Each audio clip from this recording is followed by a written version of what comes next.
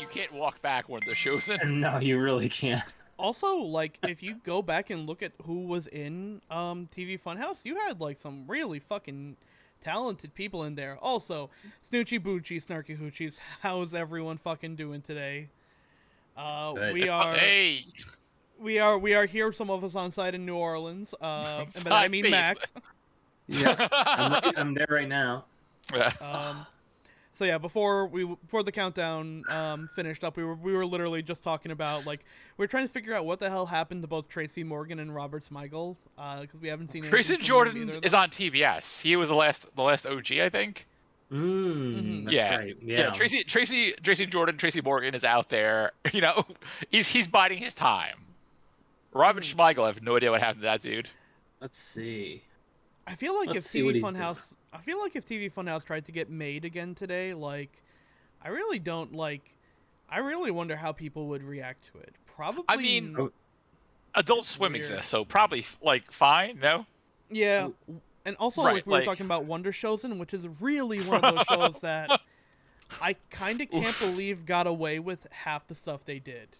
I watched a cartoon from that show a couple weeks ago, and I was like, barely anything has surpassed Wonder Chosen in its insanity. 1 to 7 was, if Wonder Chosen was around when YouTube was a thing, that show would last 100 years. It was, yeah. It was like weird post 9/11 like comedy, Yeah. but no one was ready for it because we were still fucking stealing. We were too busy stealing anime off because whatever to watch MTV. Yeah. So I found Robert Smigel apparently is a writer and executive producer on a show that came out this year called Let's Be Real, which is an American presidential-themed comedy puppet show that appeared on Fox on April 29th. The series is based on the French show Le Guinoy. It originally had an election-themed special on October 1st, 2020. I vaguely remember this. Yeah. Only 4 episodes and a special. All right, so I'm looking right now at TV Funhouse, the show, created by Robert Smigel and Dana Carvey, and the cast of it, like all these people weren't really known at the time. Doug Dale, Robert Smigel, John Glasser, Dinos Stamatopoulos, David Juskow, and Tommy Blanca, aka Murderface. No, holy shit, really? Yeah, wow. he voiced Hank the homophobic lobster. Wow. Someone in chat mentioned he wrote the Hotel Transylvania made God's Very Too Happy. Yeah. Yeah, like there are a lot of really solid people in the cast. Like Andrew Daly did stuff on oh wait, are those from the actual TV show or are those from the Saturday Night Live stuff? In either case, yeah. Oh no, he did get Tracy Morgan and Tim Meadows. Tim Meadows did fucking Stedman. Fucking poor Tim Meadows. Tim Meadows deserves a better career than he has. You know what, Tim Meadows? He really did. Even he did. I mean, he does. But like, I would say he was more consistently funny than a lot of the people who were like really hot in the early '90s. Right. Like at a certain point, like the whole Sandler really crew was just like, fuck it. Tim Meadows was really like when Phil Hartman passed R.I.P. He was really like he became the glue that held that crew together, which now has been passed on to Keenan, who has been doing that show for almost over a decade now, and that shit scares me to think about. He's still the longest running member, right? Yeah. I think so. Yeah. Which is wild because like Will Ferrell was on that show forever too, but I guess Will Ferrell also made movies that people like. Yeah. that aren't good burger. My God, I actually just recently rewatched a sketch with Pierce Brosnan and Will Ferrell is like the worst boss. And Chris Parnell just comes running in with the trident and the net. Mr. Ackerman, I have been doing cocaine and lifting weights, and I'm gonna fight you. Oh, Johnson, beautiful! I am literally gonna murder you. Welcome to Snark Night Live. 18. Oh my God. Years. Richard just informed me Keenan is up to 18 years. Christ, wow. Make it 20 and then get the fuck out. I was, I don't know where I saw this. I was like, oh, this person's leaving SNL. I don't know who the fuck you are, and I don't give a shit. Beck Bennett. All I know is that he did fucking Putin. Right, because I'm trying to think who's the big SNL people. Again, we're loving about this Kevin Smith content. It's Keaton. It's fucking what's his face? Fucking from Staten Island. You had Pete Davidson. Who's that guy? Pete Davidson, yes. Who literally all he did was play himself in every fucking sketch. Right. Yes. Oh, and yeah, the guys from Weekend Update, and I guess what's her face too. She was in Ghostbusters. Oh, no. Wig. Oh, not Wig. No, she played. Yeah. Fuck, what's her? She's blonde, right? Yes. Fuck, what's Kate McKellen. Kate McKellen. Yeah. Okay. McKellen. Yeah.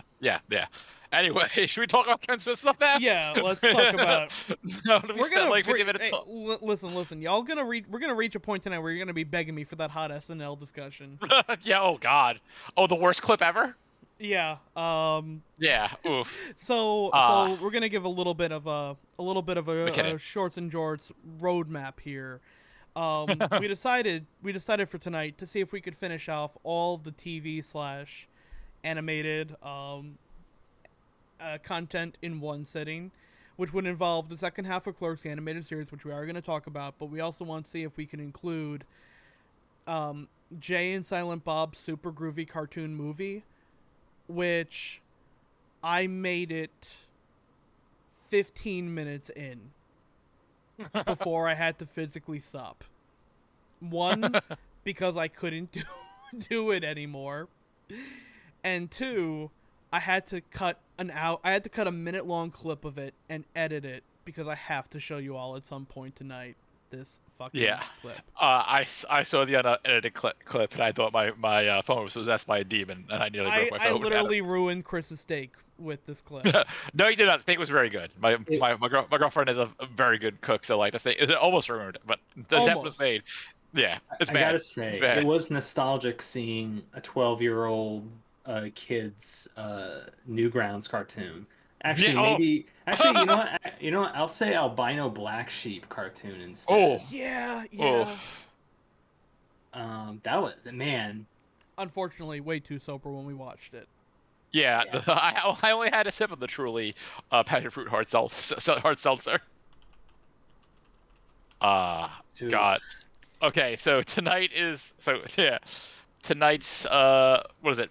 Agenda is Clerks animated series episodes 4, 5, and 6, or as you may know them as unaired episode 1 and unaired. The last time we talked about the creation of the show, UPN was initially supposed to give them a deal with like as much creative freedom as they want. ABC fucked them over. Michael Eisner thought it was going to be a huge hit, so they had to have it. They actually had a really solid writing team, animation team, and Who Wants to Be a Millionaire came out, made ABC more money than they knew what to do with, so they had no real need for Clerks, the animated series anymore. I also think it's kind of funny that in between last episode and this one, where we talked about Jim Brewer and how Jim Brewer was in the ill-lived Clerks TV pilot, which which literally Kevin Smith had no involvement in. Jim Brewer has forced himself back into the discussion by talking about how he refuses to play at venues that have mandatory vaccination policies, and I don't think that that's actually something he needed to be concerned about, because you have 6 feet of room in any show that Jim Brewer is playing on. I mean, see, you went that way. I would have I don't think Jim Brewer has to worry about vaccinations at shows, because that would imply people would be booking Jim Brewer in the Year of My Cat 2021. Yeah. I honestly, I think that if Clerks had a different, I think even if Clerks had waited literally 1 to 2 more years to be aired, like if they got past they were literally picked up because South Park was popular and big. Yes. But really, it was like, if you're not South Park, they don't give a shit. But maybe about 3 to 4 years after the fact, Adult Swim took over. 2 years. 2 years. That's all they needed. Yeah. If they had waited 2 years, I think we would have had a long-standing show because man, they had the talent. Yeah. Right. Because... So, should we start talking about the show now? Yeah. Yeah. Okay, so episode starts with the traditional, blah blah blah legal stuff. The legal gag this time is I can't believe I went to law school for this. Yeah. And the episode kicks off with Dante and Randall attending their 10-year high school anniversary reunion. And both Randall and Leonardo are planning to up their reunion by talking about how they were gonna suing the government over eating some bad meat. Bad meat, right. Which I love because, Randall works at a video store in the late 90s, so he obviously has nothing going on. But Leonardo has been proven to be very rich and very, very evil at this point now, so he doesn't need to lie. Who is also suing the government over bad meat. Bad meat. So is this episode with the darkest joke ever? There are multiple. I actually have written here that this has easily the darkest. This has the darkest ending and the darkest joke. Right, but this is the one where they apparently combining, what is it, the class of 70, class of 80, and class of 90? Yeah. And it's like, God bless the class of 80, who are the crew of the Challenger? Which only, for this literally is how the episode starts. For no reason. There's no connection there. They're like, fuck it, we're gonna kill off the class of 80. We're gonna provide her with a Challenger. Yeah, I really want to know what the fuck was going on in the writers' room, because this is pre heart attack weed Kevin Smith. This is still a jolly fat man Kevin Smith. Yeah. They're like, wouldn't it be funny if we just implied that they were all in a fucking horrible, tragic event? What the shit? There's also the joke about Dante getting violated with soap and tossed into the girls' locker room. Yes, yeah. Also, y'all like lesbian humor because they use the same joke about 6 times this episode. Wouldn't it be funny if every lesbian was voiced by a really deep man? Isn't that deep man? Wasn't that also one of the writers for Seinfeld? I forgot his name. He's on all the commentary. Was he really? Yeah. Okay. Yeah. Okay. I forgot to listen to the commentary for these ones. If you ever get a chance, it's just that guy. So the lead writer as well as the Curb Your Enthusiasm writer who basically gave the show a lot of his I will say I do kind of find it funny that Randall completely misses his involvement and instead thinks that he is the alpha male because every girl he ever dated became a lesbian. I do like that shit. Sorry, Randall. No can do, Randall. That joke is good. The problem is it's the fucking stereotypical of women hating lesbian that they portrayed as Yeah. Yeah. That there's a version of that joke that works, and this is not the version that we have. Again, it feels like with a little bit more care they could have actually crafted that into something really, really funny. Which is my overall feeling of this episode, actually. Yeah. It's close to me. There's a skeleton of something here. Unfortunately, that skeleton is attached to a very malnourished child who's gonna get his ass beat. That gag I laughed way too hard at. We'll get that later, though. I actually found that there are a lot of really kind of subtle jokes in this episode that the subtle jokes made me actually laugh. There are some jokes that made me laugh, literally spit take out loud. Leonardo proclaiming him. They will know Leonardo. Oh, sorry. Leonardo. He just adds one extra Leonardo in there, and for some reason that ended up being the fucking funniest thing. I wonder if that was intentional or just a fucking ad-lib line. They're like, no, we're keeping this. I feel like that could have been a... Oh, sorry, go for it, Max. I was gonna say, it could have been, because usually, I don't know if they do, animatics or something like that, where it's sort of you have your stills and you have the rough framework of timing, but they could have very well, popped that in when they were doing the final. Because, there's not a lot of movement when it comes to the line reads. It's not like they're tied to action too heavily. So, yeah, no, that's certainly possible. I feel like that's something Alec Baldwin definitely would have ad-libbed at least once once he got a feel for the character. After the very dark challenge joke and the very raunchy lesbian joke. There's an award ceremony. I do like the gag where it's just like, oh yeah, Leonardo, the most successful after graduation, doesn't win that, and then award is like, oh, most evil after college and high school, and he didn't win that. He led to an actual supervillain. Yeah. He Yeah. was also out to destroy Osgood.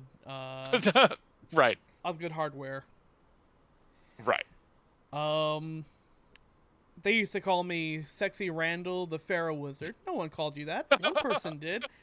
Go, Sexy Randall, the Pharaoh Wizard.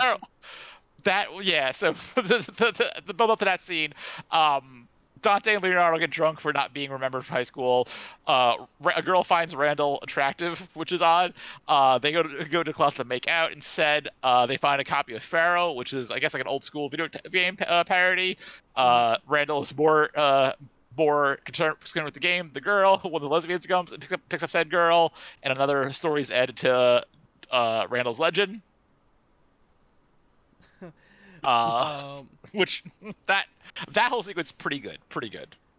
Yeah, and hey, if you like that gay joke, here's another one. Right, yeah. Where Leonardo and Dante wake up in bed together, and he goes, "Oh God, not again."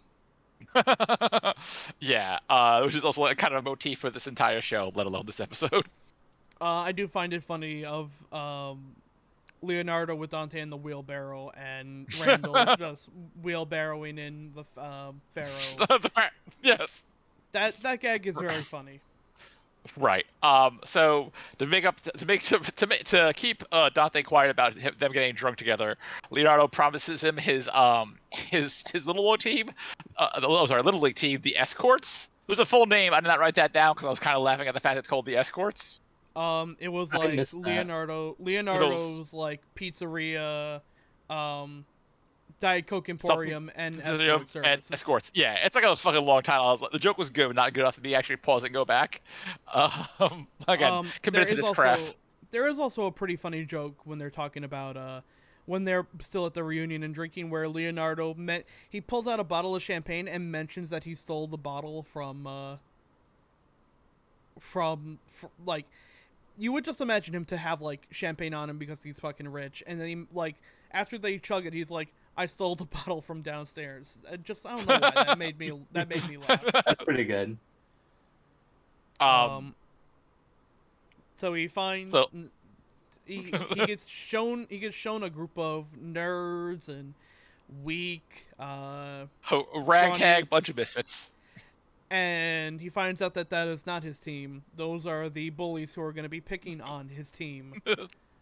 Which is very good. And when we see the kid in the helmet. Yeah, this is God.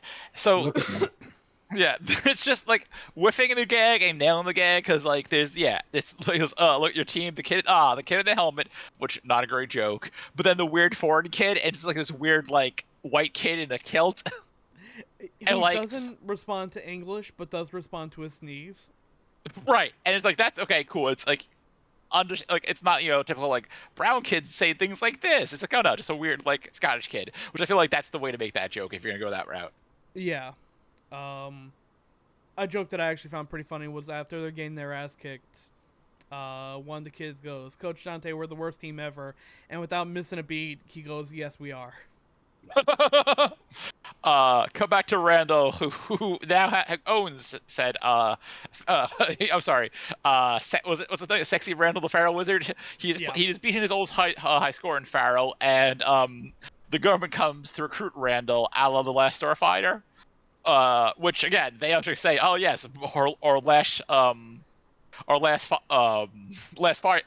Starfighter plan. I love that movie. So, I've never seen it. No. Like yes. The guy specifically calls out, I love that movie. Yeah, and... I have seen that. I thought it was a War Games parody because I did see War Games, but I was wrong. Last Starfighter is really good. It's a nice movie. I bet it is. Yeah. Especially if you're looking for like that old fantasy, like a nice non-Star Wars fantasy sci-fi. They make those still? I know, like, right? Like Blade Runner and then a sci-fi movie we never heard of until like 5 years later because it bombed. You need to get people who are like earnestly into their shitty budget to make that. Like you got to get that to happen. And also, they need to not see Star Wars. Yeah. Fuck! I'm trying to keep my notes stood up so I'm not staring down the entire time. But I will. There we go. So we begin the first part of Randall's weird fascination with Asian chicks. Right. What was it? Oh, he wants his favorite. He wants candy and porn, and an actual. Oh yeah, and then like they offer him like Asian prostitutes. It's like, no, I want porn, Asian porn. I really like that. They offer him geishas to whatever needs he may have, and he goes, I want some candy and porn, and make sure the porn has Asian chicks. I have a thing for Asian chicks, and they're like, why would you need a magazine? We have everything we could fulfill any desire you want. And he just looks so like, oh, I don't think you're hearing me. He's the proto Coomer. Yeah. That's very good. Meanwhile, so finds out Randall is not. It's not like a super special like pilot thing or anything. No, he's actually building pyramids now. Randall's actually a slave. Which that gag really good. I appreciate that gag. Yeah. We're gonna have 2 episodes in a row involving big men whipping people who are forced to do labor. It's very weird.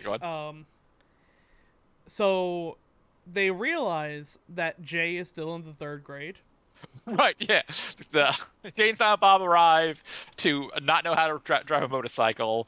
And turns out Jay has a fucking arm like a rocket, and he's 26, but technically in the 4th grade because he's bad at school. And Jay joins the team. As their ringer, and when they do, he just starts him and Silent Bob just start beating the shit out of children. This episode has a lot of children being very badly beat up. Right, and you could argue that's problematic. It's funny as fuck to me. I'll be honest. I laughed really hard at the child abuse. Yep. So they begin their rise to the top as they beat. I have the 3 team names that they've won against. They beat the Diabetic Bears. They beat the Jewish Traveling All-Stars, who somehow wound up with a score of -3. The -3 bit, very good. And they beat the Handy-Capable Lady Lions in a score of 37-0. You knew they had to include a 37 somewhere in there. Right, which very good. I also like the gag where they're like every time they're traveling, there's Jay walks up to Dante, he's like, Coach Dante, you want to talk to me? And he's like, no, I didn't. And it cuts to the helmet kid just laughing at Jay. Yep. It's just like the joke itself. Like I can't tell you why it's funny. It just is. The fact that they do it more than once is what actually makes it really funny to me. Right. Meanwhile, honestly, I think the best sequence in the entire episode is the next one, where Randall finally attempts to escape, and sends Dante a message via drunk baby fine liquors. Yep. It has a very Rosebud feel to me, where you see the bears, Mr. Burns' bear going through the years and traveling to get from a snowfield through Hitler's suicide bunk. Yeah, this is all your fault. to the Quickie Mart. You have that same thing of like all the impossibilities that would be needed to get this bottle to the team as they pop the cork of champagne to celebrate their victory. And they go, Mr. Dante, there's a note in this bottle. Throw it away. That delivery's very funny. Yeah. That fucking just the enthusiasm. Out. So good.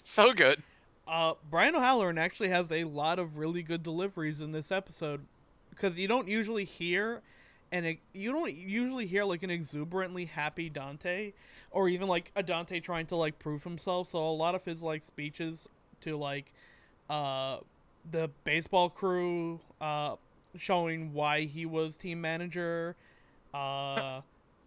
this delivery and one line later on at the actual end of the episode are just really good. Yeah, he's like he's really funny. He's the only one that got a laugh out of me in that Jay and Silent Bob reboot from what I had watched. Like, I was just like, okay, cool. You're still. I get it. Actually, it was in the beginning, so it gave me like hope. I was like, oh, cool. It's like, oh no. The rest of the time. I'm very excited to watch that in a year and immediately hate it. Yep. I plan on having a good time. That's gonna be one of two finales for this podcast.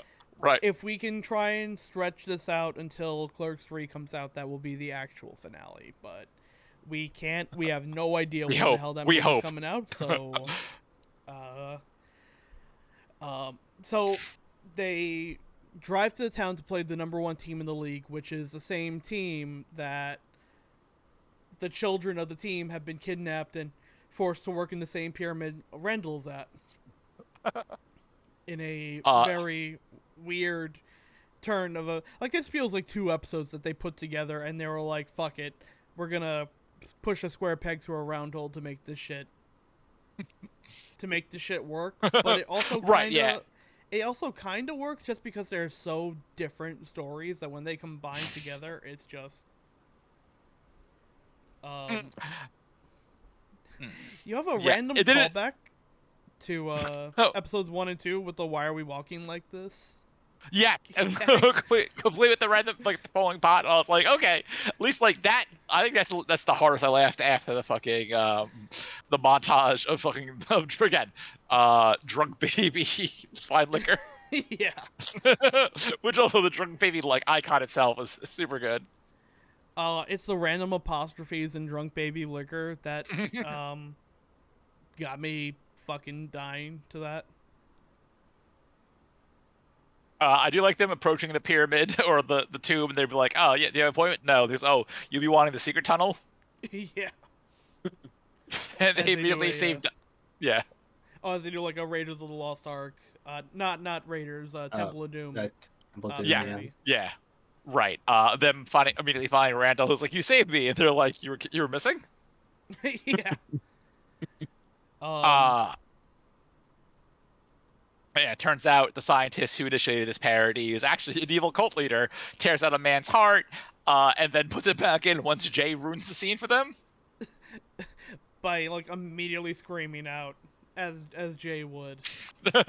as Jay's And he's played by Michael McKean, I think. Is he? Oh my god. Okay. Yeah. Wow. Kevin Smith having a lot of reach for this episode. Yeah, he's very funny. Yes. Very funny dude. One of the lines that definitely had me laughing was, and this is just Jason Mewes doing a perfect delivery, for about 4 lines in a row, all Jay says is "get him," while brandishing a bat at various people.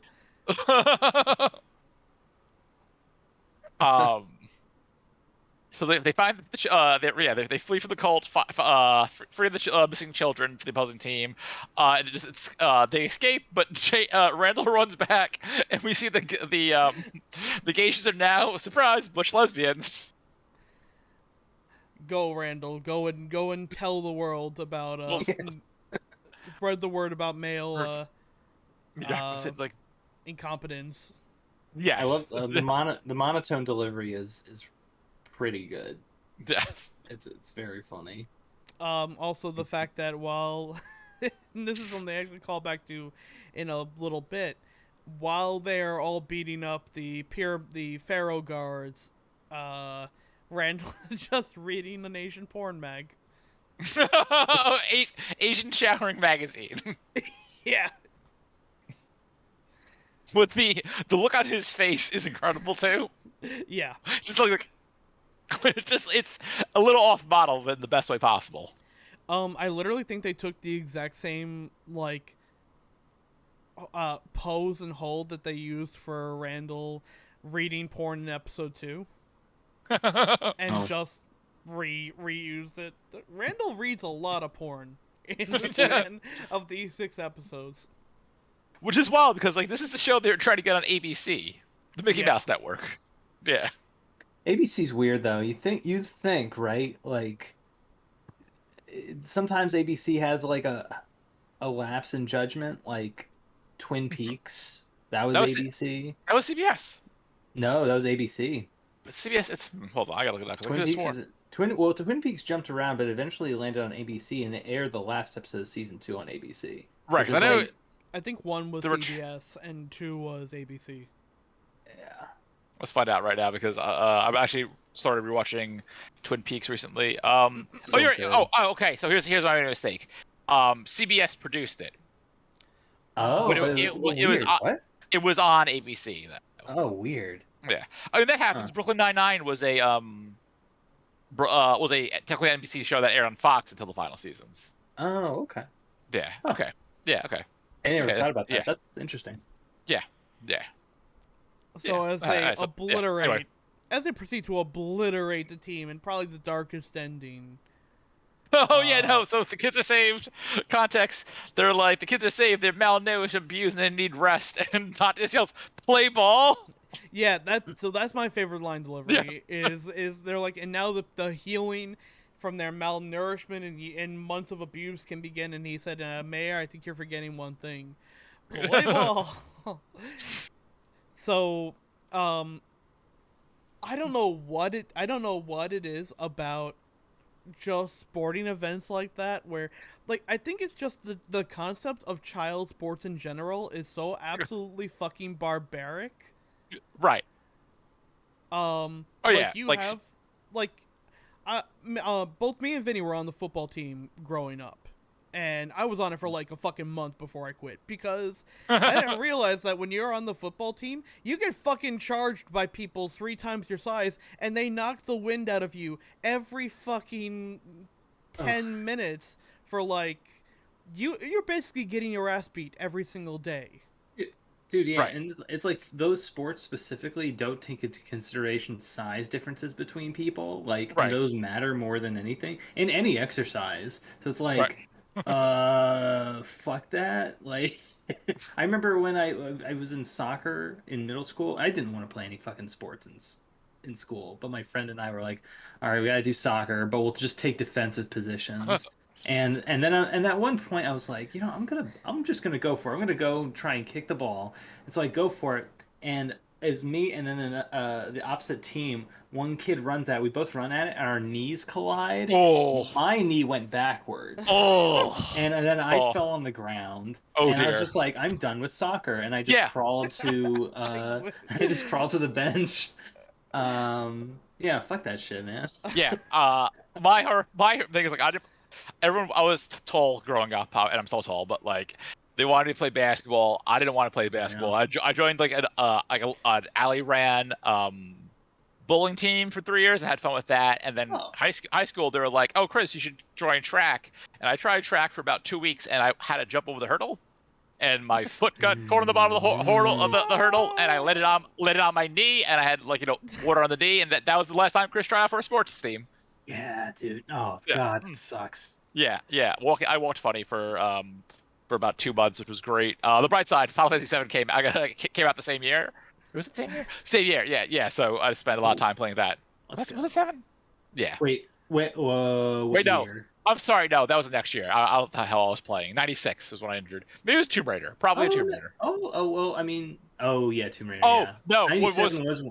So what happened in 97 though was I went to go hang out with my friend, and he DDT'd me into a fucking hand weight, and that went to the same knee, got injured again.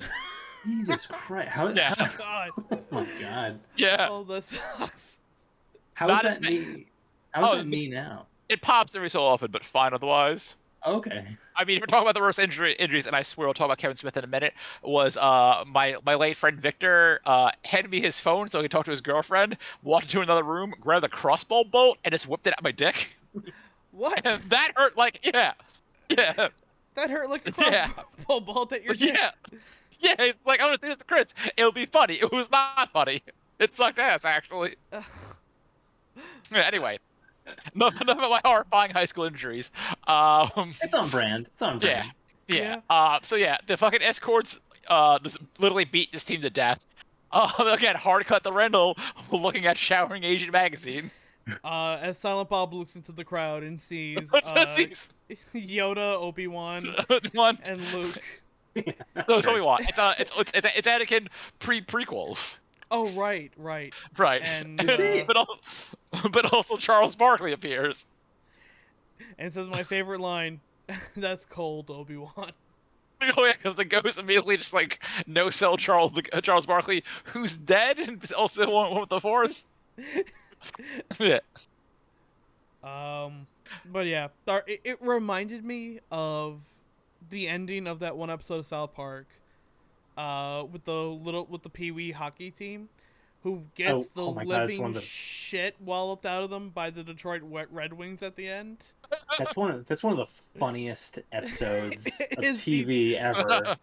It is the darkest episode of all time, but it made me. We were in college when that came out. I remember when we were watching it together. Me and Max was seeing me fucking fall. It was Stanley's Cup was the name of the episode. Okay. And I gotta look it up now. It was like, it was basically them making fun of the Mighty Ducks for an entire episode. That's because Stan needed to make money to get his bike back. So he's coaching a Pee Wee hockey team, despite the fact that he knows nothing about Pee Wee. One of the kids has cancer. But he's like, Coach, you gotta win the big game for me, and I think that'll make my cancer go into remission if you can win the big game for me, Coach.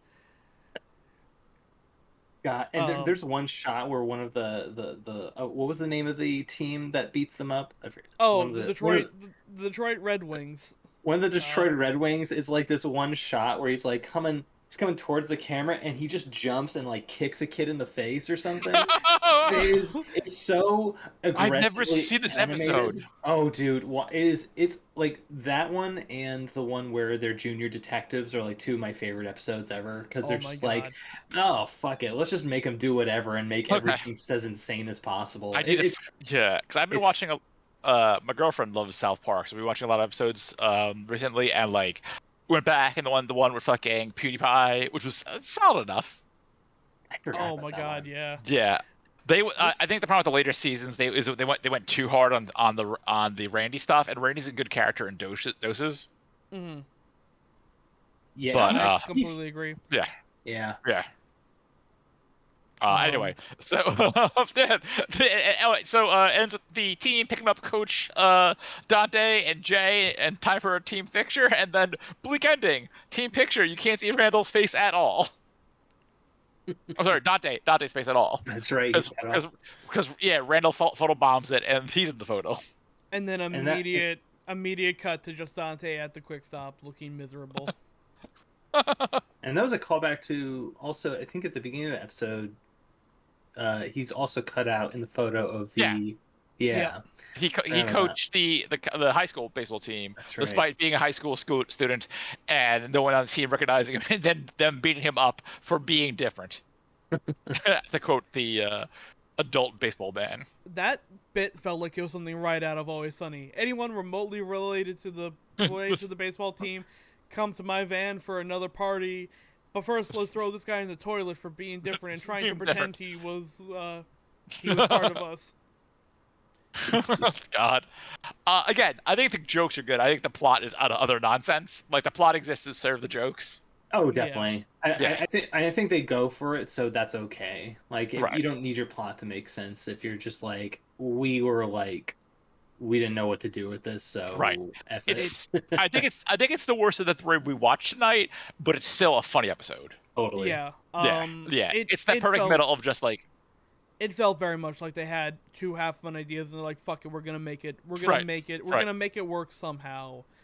And again, I've kept finding that the more subtle jokes were actually the funnier ones. Right. Yeah. Stuff that's in there for just a moment. So now... fucking sexy Randall, the feral wizard just the voice too was him screaming. It was super good. So, episode 5, or as everyone else knew it, episode 1, because this was the first Right. episode to air.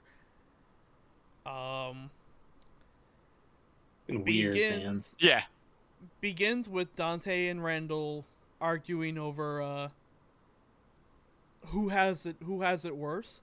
But first we get to see what Randall has done to RST videos by hiring security and bodyguard because And a doorman. and a doorman, because RST Video is a place where people can come and live out their sexy fantasies and dance the night away. No, RST Video is a place where people go to rent movies. Tell that to Disco Granny. I love Disco Granny. That cutaway joke.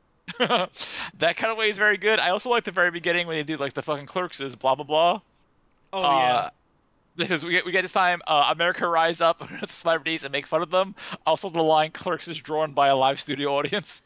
Yeah. Which originally that was supposed to be America should rise up against their celebrities and kill them, but they changed it. Yeah, I can't mention why they would keep that.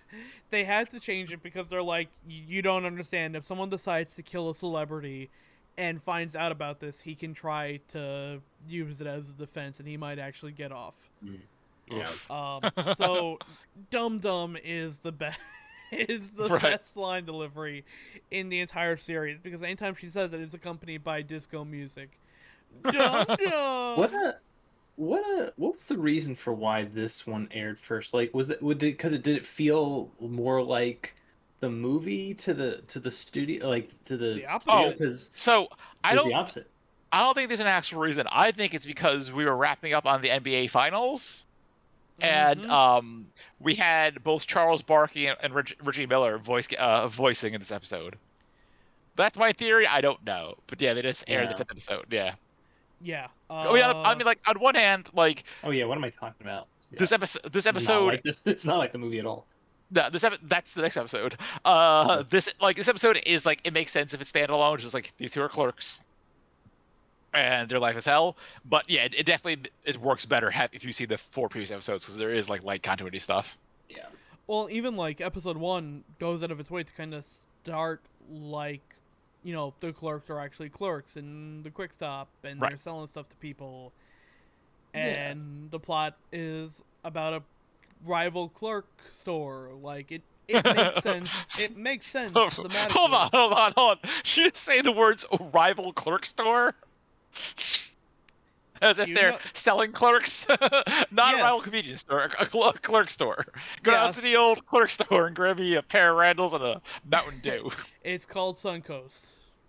I wish. R.I.P. Man, that was still around when that show came out. Are they still around? FYE still exists, so I think there are a few Suncoasts like spread out across the country. Okay. Yeah, there's one in Jersey for sure. They opened an FYE in the Danbury Mall this year. Okay. Which, yeah. I mean, to be fair, FYE these days is now like 40% Funko Pops, 30% T-shirts, and 30% whatever. It was weird. It's like up front were vinyls, which, I'm sorry to go off on a tangent about this. That's fine. I mean, it's podcast. I wasn't aware that vinyls, like new vinyls, are compressed audio, which was like the whole point, which is like the opposite of the whole point of vinyls, right? Yeah, you want to get it so you can hear that full 30% Pocky. New vinyls are compressed. It's horseshit. Did you know that? No. Why would you just not get a CD then? Exactly. Yeah. So it's all nostalgia bait. I was really surprised. I was like, man, this is weird that they would offer vinyls because of that. And is that the Danbury Fair Mall? Yeah, Danbury Fair Mall. I mean, to be fair, I haven't been at the Danbury Fair Mall since the pandemic, but fair. I might actually go scope it out then. Yeah, check it out. And yeah, they opened up a couple other stores too. It's supposed to open up around 1, and that didn't. Pandemic shot that down. Very upset about that. Yeah, I wonder if the round one in Long Island still is open. Because I know, I was supposed to go one. I was supposed to go to one in Michigan, and the day we went there, it was closed for like 2 months, and was going to reopen the next day. So womp womp. The one in Middletown, New York, is still open. I went there recently. I wouldn't be surprised if the other ones were just as fine. Yeah, it's same stuff for the most part. Yeah. FIE is again, unless again, I went to FIE a lot because that's what you do when you're in Michigan, go to the mall, and like they like again, it's mostly like Funko Pop, Japanese snacks, like cheap, like low end anime statues. It's mostly merchandise, and then like the UCD section, the vinyl section, the DVD section, and then behind the counter, instead of back in the day, it used to be like the cool DVD box sets. Now it's just like the $70 Broly figure, the $60 Goku figure. Which you just made me realize they also opened in the Danbury Mall a Newberry Comics. Yeah, one of those just opened in the Staten Island Mall too. I didn't know they were expanding. Yeah, it's funny because it's like a bigger, also Funko Pop distributor, but also comic and toy distributor. But also vinyls. And vinyls too. Yeah. But I mean, yeah, it's kind of weird. It's like just a second FYE, but it's in the food court area. I mean, everything now is basically a Hot Topic. Yeah, seriously. Yeah. Like Hot Topic is the only good business model apparently as malls get more and more abandoned. Apparently, they're just condensing everything more and more into literally the same shit. Like, right. Yeah.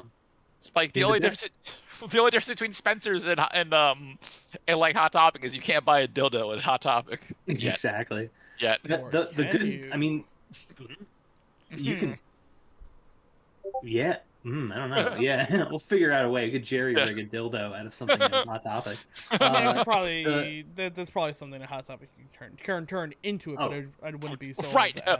Right, but not yet. But like, whereas like you go to Spencer's to go buy your Rick and Morty T-shirt, your Mandalorian snapback, your Deadpool wallet, and your butt plugs. Dude, there was one time I was doing a show and I was like it was a Kineticon and I was like doing artwork. I was like it was like, hey, $10 for a commission or something. And this dad comes up with his kid and he's like, you guys have any Deadpool art? And I'm like, so he had me commission. He had me draw Deadpool. It was fun. Yes, the kids love Deadpool. I love Deadpool. That's Spider-Man with guns. Exactly. I unironically like Deadpool, but for reasons I'm not gonna get into stream tonight. Oh no, anyway, Deadpool's fine. Yeah. I just think Deadpool fans are the worst. It's Deadpool's the Rick and Morty of superheroes. Yeah, I think that's pretty fair. That's a pretty fair assessment right there. Yeah. Anyway, so episode 5, Rise Up and Kill Your Workers. Dante and Randall have an argument about who has the easier job. But my favorite thing was the surgeon is running in there, them having to do surgery, them immediately botching it, them walking out of the hospital with their heads hung low, and then them immediately booking it. Like that sequence is like that's what if Family Guy was actually funny. That's what that sequence is. Oh yeah. God, wait. Neither of you could do a botched angioplasty. Oh yeah. That was was it 99 or was it 2000 when Clerks technically was airing on 2000? ABC? Is it 2000? Okay. I think. 2000. It was pre-post 9/11. Okay. It was summer. Yeah, I think. Yeah. Okay. Yeah. So Family Guy had just come out the year prior. There's actually a joke about that in the next episode. Really? Yeah. Oh. Yeah. Yes. God. It's a low key burn that I really appreciate. Okay. So another reason why I think this episode was picked over the other one is there are a lot of, I don't even know how to classify these jokes. There's a lot of jokes. There's a lot of jokes that involve one line getting repeated and cheered over and over again. Yes. But we'll get to that in a second. I'm getting a little bit ahead of myself. Right. So, Dante says, "Okay, Randall, you open the store for me tomorrow." He calls at 7:59 to say that he got there early. I need to interrupt you 1 minute because I'm another missing gag. Where so they agree to work each other's jobs. Randall's like, "Oh man, opening the quick stop is gonna be as easy as driving a car or dressing myself." And he gets out of the car, his hat's on backwards, his pants are half off. He gets in the car and just crashes something, and all he hears, "Where are my pants?" I love that joke. That's a good joke. So good. I forgot all about that, but you are Yeah. absolutely right. I had that written. I had "Wear My Pants" written down. I was like, I know what you're talking about now. So 7:59, which made me laugh because I've definitely fucking done that at work, where I like, I'm supposed to be at a place at 8. I get there at 7:55. I message someone, "Hey, just letting you know I'm here." They're like, "Yeah, you just got in. We know." I'm like, I wanted to pretend to be the guy who got there early. And literally 1 minute later, well, you know, it's TV's famous host Regis Philbin, and he's busting into the quick stop and screaming at Randall, "I'm gonna burn this place to the ground and pee on the ashes." The line "pee on the ashes." I have that written down. What was that? That's Regis. So yeah, the morning rush is too much for Randall. Dante has to clean it up. I like Dante arriving and Randall having the shotgun, recalling that, and just like the weird twitch going on in Randall's eyes. They just came in and they wouldn't stop. Like immediate PTSD. He's hiding out behind cereal boxes and with the shotgun. Wasn't he complaining about just normal things happening in the store too? Yeah, he's like they wanted coffee and newspapers.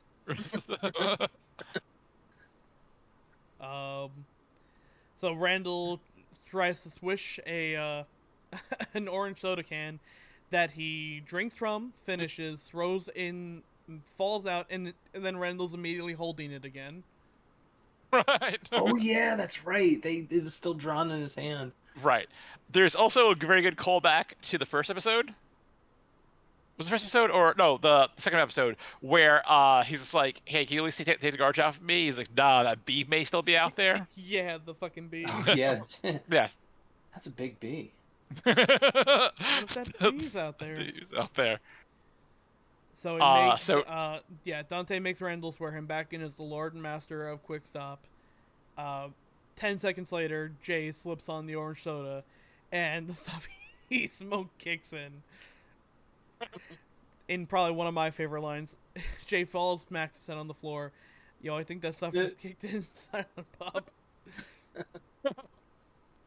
Which is the only time they reference Jay being a stoner the entire run of the show. Yeah, that's true. Yeah. They can't have that on ABC. No, you can't do weed. You can make a Challenger joke, but you can't do weed. Dead astronauts?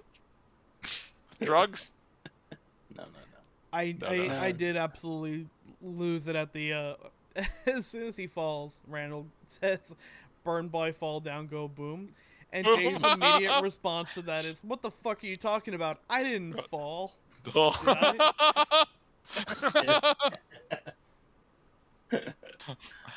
I? This whole entire exchange is wild because, like, what are you gonna do? Sue us? And then I was, "Hello, I'm a high-powered New York, lawyer on my way to Manhattan," and just Randall egging him on / stalking him to take the case. The concept of that is so funny. It's just like endless, and Dante's like not trying to stop him either. He's just he's enabling him. He drives him. He does. He drives him. They chase him on the highway, and he's driving them. He drives him into Manhattan. How the hell can you sleep at night? I got lost in New Jersey. That's right, you got lost because all you do is lose. It's still probably one of the best burns. Until they literally have an entire Manhattan neighborhood yelling at him, "Take the case. Take the case." What is that? I mean, like, I remember we were talking about one time, Tom, it was like, you know how like in Stella, it's like typically you'd have like some element of a show being weird and then one element being very normal, but in the case of Stella, it's like everything's weird and everything goes along with it being weird. There are some episodes of Stella where like I like Stella has like one toe in reality and everything else is just like off the rails, but they need that one toe in reality. Yeah, exactly. This feels like, I don't know if this isn't as crazy as Stella, obviously, but definitely it does feel like it will it will go back to reality when it's convenient, and then every other time it's just like whatever, man. It doesn't matter. It takes full advantage of the fact that it's a cartoon to become larger than life. Stella was Totally. A incredible lot. because it managed to. Oh, Your legs are unshirt. Yeah, we have a random background, Amanda. She's, Uh, hello, Amanda. she's still on camera. Yeah, no, you can't escape the corner. You have to go this way. It's whatever. It's fine. It's fine. Yeah. It builds character. It makes builds scenery. Um, Stella was incredible because it managed to have as much wackiness as like a Tex Avery cartoon. What is Yeah. Stella? I have no idea what the hell you're talking about. Oh, Stella is a show from Comedy Central, and I want to say Okay. like the early 2000s, mid to early Yes. 2000s, they're starring the Michael. state people, right? Yeah, Oh, almost everyone okay, on there okay. is the state people. So it's David Okay. Wayne, Michael Ian Black, and Michael Oh, Showalter. that's a fine cast. Oh, And it's all of them are in. Their trademark was they literally wear nothing but suits in every episode, and Okay. from there it just goes into like crazy esoteric like. Oof. I think the best way I can describe it, and Max, tell me if you agree with me on this one. Yeah. The humor of it is, it feels like if Homestar Runner had to be a live action show. Sure. Absolutely. Wow. Yeah. That's also an amazing pitch. Totally. I'd watch that. It's I'd also watch that. like it's also like uh before everybody got used to like Tim and Eric Dadaist humor.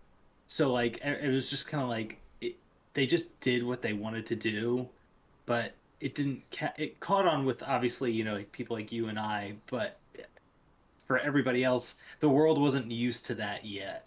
If they had come on later, I feel like they would have definitely had more eyes on them for sure. They're nuts.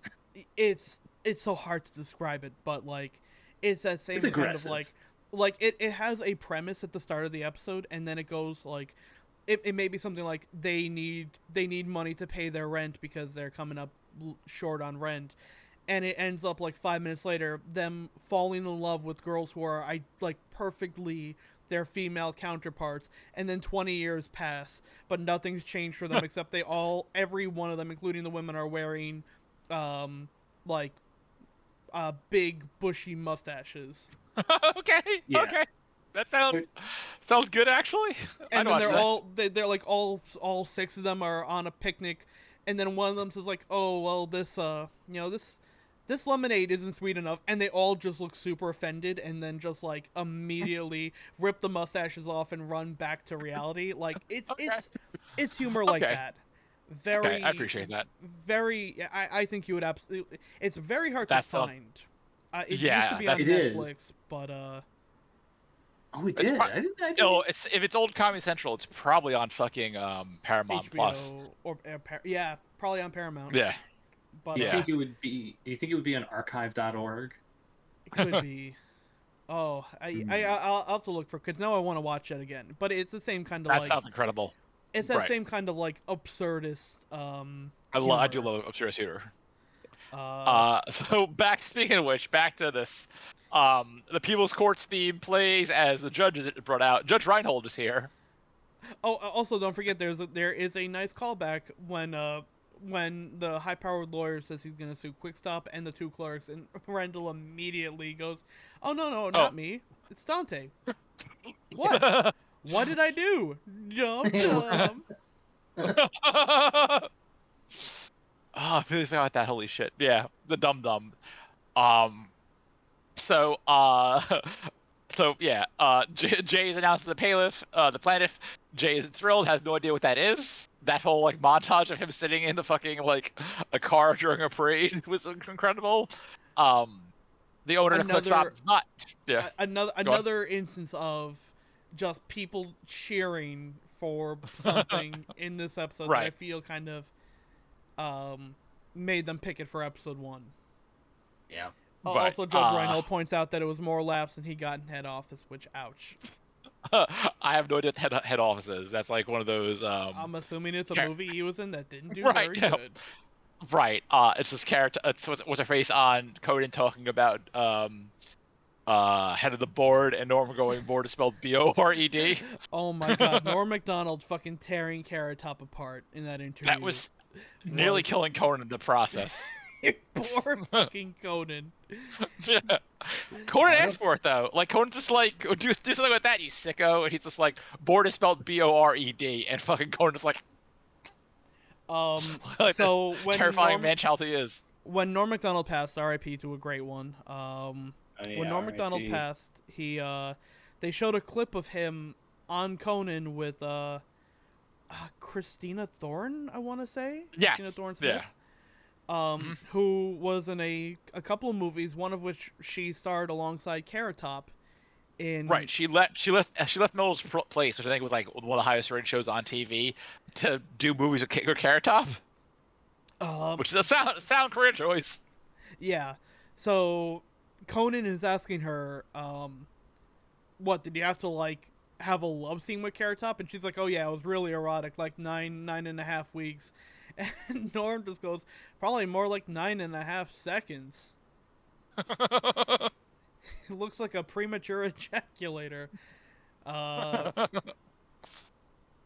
He makes another joke about Carrot Top at some point, and Conan's like, okay, you know she's in this movie with him, right? Like, you might want to stop making fun of this movie that this person is on here to promote. And I don't think they knew the name of the movie at that point, because Conan's like, she'll be in this movie with Carrot Top, title pending. And she goes, oh, it's called Chairman of the Board. And he goes, oh, right. Well, do something with that, you creepy bastard. And Norm Macdonald, without missing a fucking beat, goes, I bet board is spelled Bored. And Conan immediately just starts like, it looks like someone shocked him with the taser, because he's just immediately starts like shaking and trying to compose himself. Yeah, I saw that clip, I think, in college, and I fucking nearly died of laughter, because it's Norm just, like, amazing delivery, super, like, chill the entire time, and Conan, like, reacting like he was a Muppet who just got shot. Yeah. Anyway, back to this. So we know,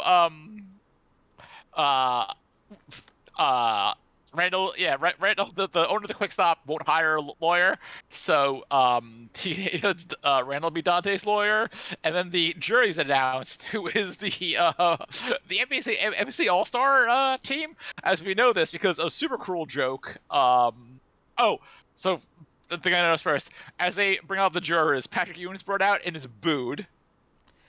So yeah, which is great. I didn't watch a whole lot of basketball at the time, so I didn't, because I knew Patrick Ewing. I couldn't, in literally a case of boo or boo earns, I couldn't tell if they were going boo or you for like Ewing. Oh no, they were like, if Patrick Ewing gets it bad in this episode, he gets booed, and then former Philadelphia 76ers All-Star Alvin Iverson's brought out, and the crowd's like, yay! Which I guess I get it, Jersey, which is weird. Also, kind of weird though, because like the Nets were still in Jersey then, so you figured both of them get booed. I don't know. And then Dante's immediate reaction of oh no, this jury's all black. Where's Chris Mullen? Yeah. I think we had a problem with it when I was in. Super fucking funny. And then fucking It cuts back to the garden, and they're like, the stars aren't here, so here's the WNBA All-Stars. Them getting booed and crying is super funny, but also incredibly cruel.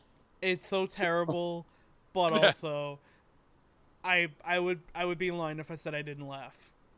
All right, it's a mean joke, but like, it's an absolutely terrible joke, and we should point out that WNBA is fucking incredible, and it's been fucking killing it this year, and last alive year. And thriving.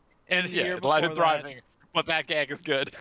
So I think what actually sells it for me, and it's a lot of the sportscaster jokes, is how monotone every sportscasting moment is in that. So instead, you just have this like super monotone guy saying, "Oh, the All-Stars couldn't make it, so here's the WNBA." We'll now return to Will and Grace. And then later on, as they get into fucking Ewing again, Patrick Ewing makes an important jump shot, and the Knicks win an important game. Patrick, you have that dream about that stupid jump shot again? that gag, super good. We're gonna circle back to that one later. I love that. And then it's like there, Reinhold excuses the core for a day. They go outside, the media's there, and this line, Jay, don't you hate overrated Austin Power impersonations? Yeah, baby.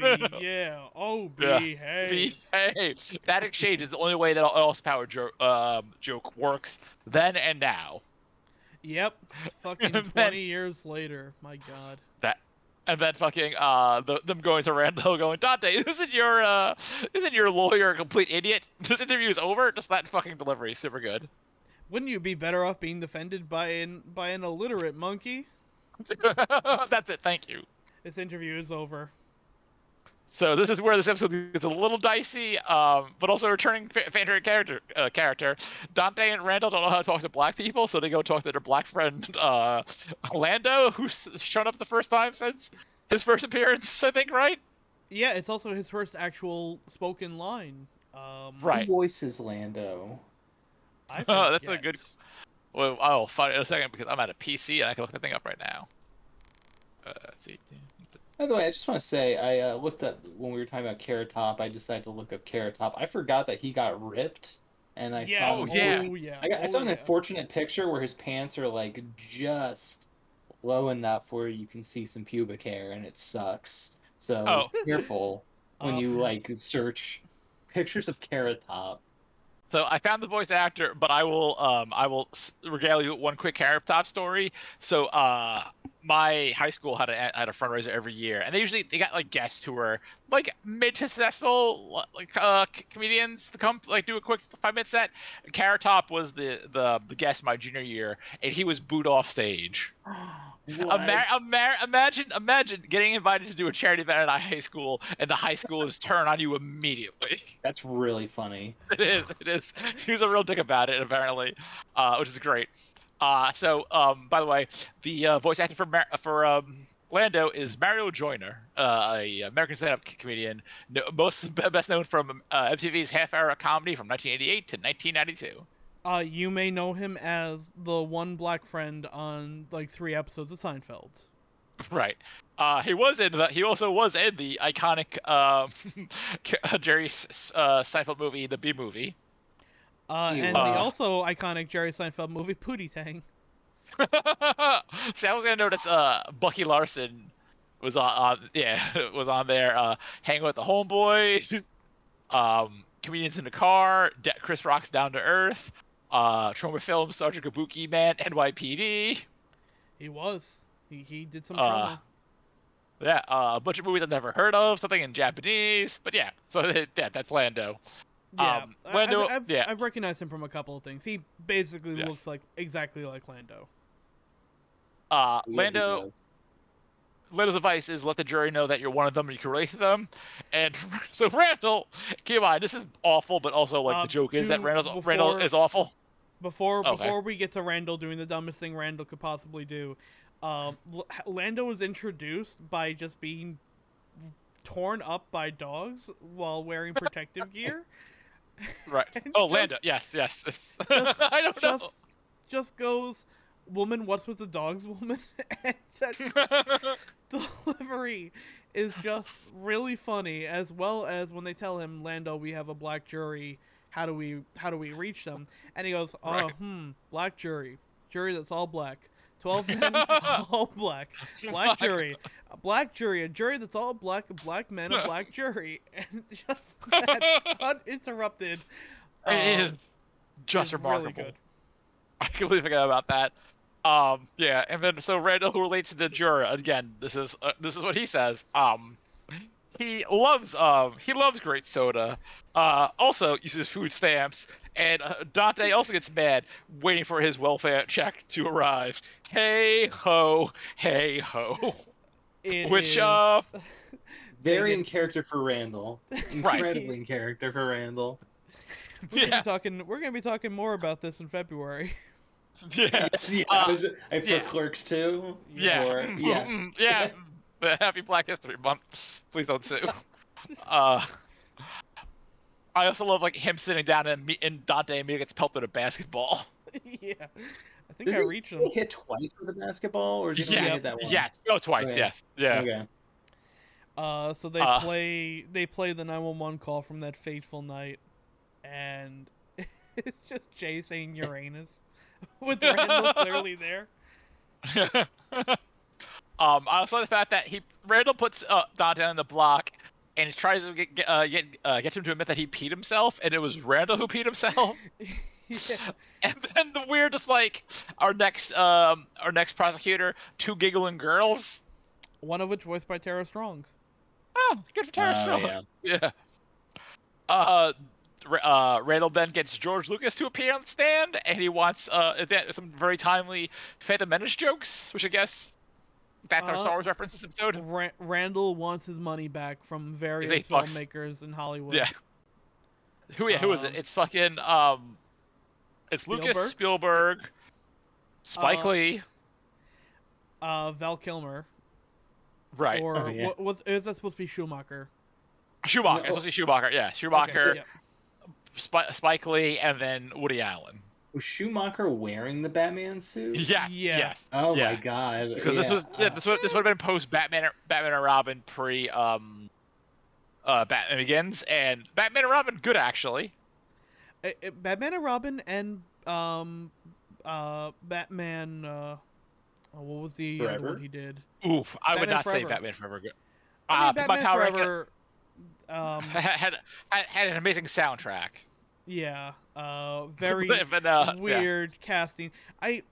But I also kind of love Tommy Lee Jones as the worst casted supervillain in comic book. Well, see, my thing is like everyone in that movie is good except for Batman, which is a weird sell for the Batman movie. Amazing soundtrack, though. I think they work when you view them as Adam West's spiritual successors. Right, but I don't think that one didn't go Adam West enough, where Batman and Robin did and gave us Poison Ivy just being the fucking best and Schwarzenegger having the most fun he's had in his life. Yeah. But I still love Randall's line delivery of, man, Batman and Robin was so gay. Yeah. God. Which people would agree with now. I think that would be Right. But also, like, that's how Jules Shaw wrote those movies. Batman and Robin were gay. Because he's obviously was a gay man. Yep. I just want to say, going back to that prank call joke, the end of it when Randall goes, "Good job, Jay. Now hang up." Like his just like having to explain to Jay to end the call. Right. After finishing the joke is very funny to me. It's big Homer Simpson energy. It is. It absolutely is. I think that's why I liked it so much. Anyway, sorry. Continue. No worries. So, I love. I'll say I think. Real quick. I think there was supposed to be a bit in there where they also were supposed to bring in Kevin Smith and ask for $8 back from Dogma. Probably Chasing Amy. I don't think Dogma was out yet. Yeah. Or was out during, like, it was, I don't know. No, wait, no, Dogma was 99, so yeah, Dogma would have been out, but like, I think the show is probably too far in production to make a proper Dogma, maybe proper Dogma joke. Maybe, I would say, I feel like they want to get their money back. For sure. Yeah, right, because that was the redheaded bastard child of the Kevin Smith universe at that point. Yeah. Which, kind of rightfully so. I also like that they get away with this because they point out that Judge Reinhold was not in a George Lucas movie and was only in one. Gremlins. He wasn't in Gremlins 2. Hey, you're right. I'll allow it. That delivery is very good. Again, this one works for me more than the last one because like everything works in relation to the plot and the jokes don't miss. Yeah. And just like Judge Reinhold is being woefully inept at his job, but like Randall being good at talking to Reinhold, but being bad at other aspect is hilarious to me.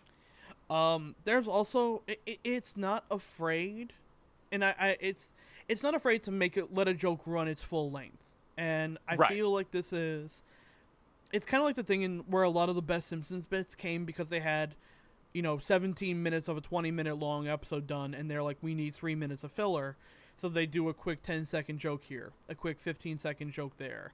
I feel like a lot of these, and this is stuff from like Take the Case, Plaintiff, and like a 3-minute segment that goes absolutely nowhere of Randall getting a message saying, I have the information you need to win this case, come to DC. That was so good. What movie was that with Donald Sutherland? I don't remember what movie they're referencing. I know it was a reference. I thought it was like just a parody of like Deep Throat and all of that, but like that fucking killed me. It was a reference to something, but I forget what. Yeah. There's also that great bit where the jurors are taking the elevator downstairs, and Charles Barkley's like, so Dante's guilty, right? Oh, for sure. And Randall's an idiot, and they all like walk up the elevator, and Dante and Randall standing right there, and Randall's like, you think they're talking about us? My favorite reoccurring gag of that is how excited the millionaire NBA All-Stars get when they get the most basic amenities to a jury case. Tonight's Franks and Beans. Ooh. Guys, we just got a coupon for $5 off or something. And it's just like, I hope this jury never ends. Right? Oh yeah, a $5 breakfast voucher. That's what it was. That's right. Yeah. Yeah. There's one other thing. Oh, sorry. Go ahead. I also love Randall calling Silent Bob to the stand. And then do you swear to tell the truth, nothing but the truth, and seem to say anything, and then is dismissed. And he's like, damn, I want to know why he's called Silent Bob. I didn't get to ask my case-winning My case-winning question. Why the hell is he called Silent Bob anyway? I'm dead.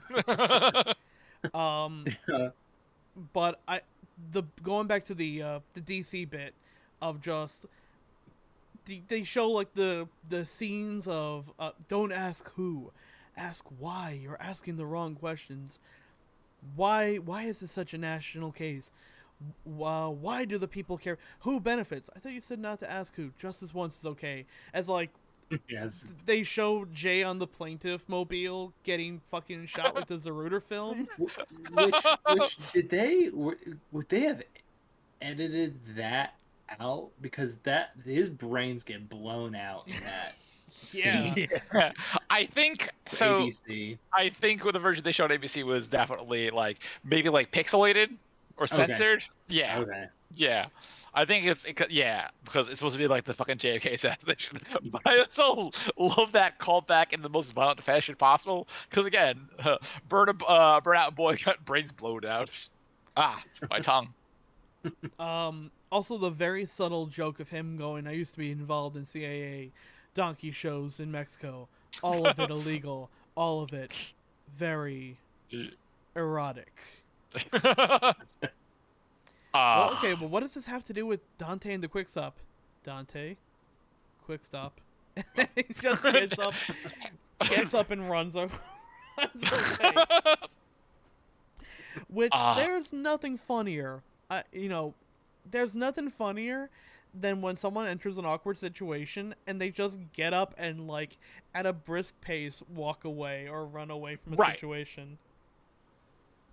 Because it's very much whoops, like it's a whoops, I crap my pants scenario, and not sure what to do. It's just so awkward. So, cuts the next day. It's verdict time. Randall's declared guilty and has to work at the. Dante's declared guilty, has to work at the Quick Stop forever to pay off his debt to society. JK, just a nightmare. Verdict time. Dante wins, and Randall is declared the greatest lawyer of all time. While Dante starts swinging the cat again. Yes, it's throwback to dumb Dante. Obviously a dream. Verdict time. Write that one down in my dream journal. Ewing makes an important shot in the next win. He's woken up. He's like, you had that dumb jump shot dream again. For the Axel. Yeah, and then fucking Axel Foley walking in for the fourth time. Him and Judge Reinhold go on a wacky adventure. There's a car turning around a whole bunch. They bust up a bunch of drug dealers. It's fucking. His wife wakes him up and goes, "Did you have the dream again?" I had that dream again. Again. Oh right. Axel. Excellent. I love that delivery. I also Excited he love is. whoever did the voice of fucking Eddie Murphy. His laugh is like dead on. I The, want to say that was Phil. I want to say that was Phil Lamar. Probably, Yeah, but like, I think you're right. That was Phil Lamar. yeah, but like that was uncanny how like fucking how spot on that was. So we get to the actual verdict reading, and apparently somewhere in the shipping of this episode, the script is lost, and the Korean animation team has decided to finish the episode. Which obviously this is probably like the longest lasting legacy of the show. It's the fucking bad anime parody. Mm-hmm. Which they immediately start off wrong by comparing the Korean to Japanese animation. Right. Which I'm sure the Korean animators love that. Oh, they fucking hated it. Yeah. They're both getting treated, I'm sure, very similarly. Right. Oh yeah, for sure. I also love how like so this is the first show they aired, so they aired on ABC, and is the Mickey is a fucking slave runner joke. Yeah. Oh yeah, everybody work. We are slaves, and not Pikachu. Please don't sue. Yeah, I'm just like it's like you all know the lines. Tom Cruise here. Show me the money. Who is driving car? Bear's driving car. How can that be? Car full of bitches. I like the gag of the car that turns into a transformer while everybody's inside and they all get crushed and die. Yeah. That was apparently the only line. That was apparently the only thing in the script that they actually had like written down beforehand. Was really they wanted that scene of the transformer killing people when it transformed. Yeah, then big disco party. It's very fucking weird, a little bit racist. And then it goes next week on Clerks. Judge Reinhold is working at the convenience store. Mm-hmm. Jay and it would be Robert end up slipping on themselves, and then Judge Reinhold is threatened to be sued. In a awesome throwback to one of my favorite movies of all time, Fast Times at Ridgemont High, in which Judge Reinhold is basically put in charge of a 7-Eleven-esque store, gets robbed, Stoner Spicoli distracts him by asking where the paper towels were, giving Judge Reinhold enough time to throw hot coffee on the robber. And that line of Jay saying, "Awesome, totally awesome, way to go, Hamilton," is literally taken verbatim from end of Fast Times on Ridgemont High. I have not seen that movie in like 20 years, so that explains why I picked that up. Cool. Okay. Okay. That ends that episode. Obviously, I guess since Barkley was in the episode, no more final scene Barkley at the end. They really abandoned the Jane Silent Bob fun facts 3 episodes in, didn't they? They got Barkley in 5 out of 6 episodes for some reason. Which is impressive, yeah. Which, whatever. He earned his way into an actual episode. He died somewhere between 3 and 4, and then came back for episode 5. Episode 6 starts, and I have this written down. Fana Comic Con Fest Con, which I feel like at the time was a good joke, and now I feel like that definitely exists in somewhere in Iowa. Also, one thing we haven't done, which we did for the other ones, was we need to talk about the full names of every episode. Oh, okay. Yes, that's true. So episode 4 was what? Episode 4 was a dissertation. Actually, hold on. So episode 4 was Dante and Randall and Jay and Silent Bob and a bunch of new characters in Lando take part in a whole bunch of movie parodies. Okay. Which is interesting because Lando wasn't in that episode. Right. Accurate for the most part, though. And then this one was a dissertation on the American justice system by people who have never been inside a courtroom, let alone know anything about the law, but have seen way too many legal thrillers. Valid and correct. That is how I describe this episode. And the last one is just simply last episode ever. Wow. Okay, so I gotta run to the bathroom and then we'll continue this. Sorry, just yes. It happens, and then you and Max can talk about whatever until I come back. We talk about the Comic-Con jokes, and then a good episode. This is a good finale for this show, I feel. Yeah. But yeah, it takes place in a Fanta Comic-Con comic, and the Fanta Comic Con comic, and sign advertising a sad gathering of guys who have never seen a naked girl. Special guest, the clerk from Clerks, and a naked girl, quote unquote naked girl, not not guaranteed to appear. Which is like, yeah, probably the most like 2000 era view of Comic-Con. Oh yeah. Nowadays,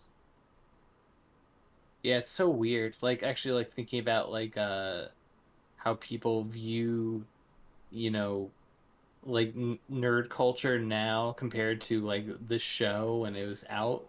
It's Uh, just like I still point to when I hear people talking about like, oh, nerd conventions or something like that. Is that where people were like get desperate to talk to any kind of girl? I'm like,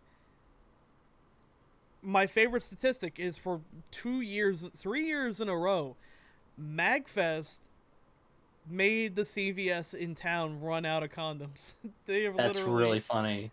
they literally made like people be fucking at these things, and like I'm trying to remember like uh who in particular, like one person went to one of these things and he's like, every single girl I saw at this convention was a fucking like 8 out of 10 or higher. What the hell is going on?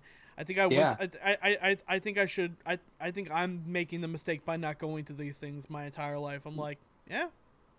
There are a lot of hot people that go to these conventions. Like it's just a fact. It just is what Seriously, it is. you go to something like Magfest, like 90% of the people at Magfest are fucking like Yeah. attractive. It is. I think, did we take Frankie to one of these things and he like his mind was fucking blown? He's like, I I feel like it's a Frankie thing to say, but I don't think it was Frankie. no. I feel like we took him to something though. I don't know if we took him to a full con. By the way, I want to say, did I ever tell you about when we were at PAX one year and I was walking out of the convention center and it was there was this like mom, dad, and their kids and they were walking out and they clearly were not part of it. And and I'm just overhearing them. It's like, what was that? I was like, oh, it's one of those like conventions for people who are like into Big Bang Theory. And I was just like, oh. Oh. It's but no, it's just like, oh, okay, that is interesting just to because just being around mostly people who are just like, hey, everybody's gonna have their like really specific eccentric tastes and that's just it. But when I hear people who aren't part of that at all and how disconnected they are, it's like, oh my God, it's been a hot minute since I've heard this and it's weird to hear it. And her back. Yeah, Hello. What I yeah. miss? Oh, we were talking about how we were talking about how the the stereotypical view of like the nerd convention is like, basically like I Right. said, a sad gathering of guys who have never seen a naked girl, and Right. comparing that to what like it actually is now, where Oh people yeah. who Right. people who have never been to like a magfest will show up there and like, yo, 95% of the people here are fuckable. What's going on? Yeah. Right. So yeah, it's like, oh, who goes against his old virgins now? It's like, yeah, now like New York Comic Con's in like 2 weeks, and like FX is having like 5 different premieres there and whatnot. Also, I said my favorite statistic, which was for 3 years in a row, MagFest caused the CVS in town to literally run out of condoms because of all the fucking people were doing, and a Remember lot of the fucking. Hey, did you guys ever talk about the Pikachu party? Oh my god, no! But there's not a um, better. Oh, There's not a better time. why not? okay. We have an All hour and a right. half left, so let's keep this going. Okay. So, Uh, a mutual friend of ours, actually two mutual friends of ours, Rajan and Iris and I were in our hotel room. Tom, you were out. I think you were at Jay's room, yeah.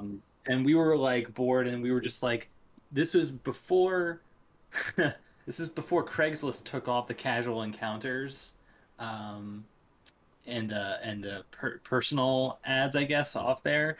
And so we were like, let's see what's happening at Magfest this weekend. And one of them was one of them was like old man trying to look for his hairless son. And Wait, hold on. I did not hear this one. We need. Yeah, Please explain the hairless son because. I think it's something about like oiling up somebody who's much younger than they are, having a good time.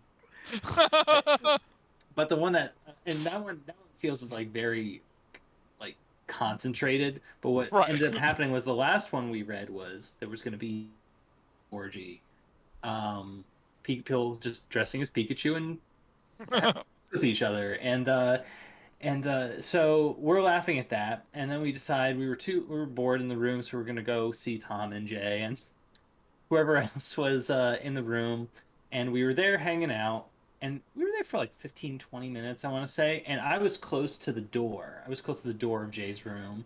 I hear a knock on the door, and I figure, you know what, I'll open it. And I open it, and there are 3 schlubby dudes in Pikachu outfits. One of them was like in a full body Pikachu costume, and the one dude, it has his like elbow on the door frame and goes like, and he looks at me and goes, "Pikachu party," and I'm like, no, not here. And he's like, "Oh, do you know where it is?" I'm like, "No," and then he's like, "All right, come on, guys, let's go," and they leave. So I hope they had a great time. No, it gets funnier than this, Max, because we have since learned things about the entire situation. Oh, did you really? I didn't know anything else about that after. I think this is the part of the story I know because Tom's told me this one. Yeah. So Jay was staying with an ex friend of ours. Okay. A guy who we have pretty much since all kicked the fuck out of our groups when it was later revealed that he was an extreme sex pest and did a lot of shady shit. And when he got called out on basically like cheating on his girlfriend multiple times, and his girlfriend kicked him out of their West Virginia house, he disappeared for like a week while people kind of had that moment on Facebook where they all realized that they all had like some sex pest story about him. And he resurfaced again when he was found in the background of DuckTales role-playing TikToks while his like almost 40-year-old ass was cosplaying Huey. Yes. Yes. Watching Max piece together the words you just said right now, like, and seeing those like words go into his ears and his brain's like, DuckTales, okay, role playing. Wait, what? Yes. Like someone posted it and they're like, "Is that Jeff? Is that Jeff in the South Carolina DuckTales TikTok RP group?" Yeah, that is Jeff trying to basically groom a new set of people. So we got on the horn with that real fast. That motherfucker's back in New York, and we're waiting for him to do something stupid.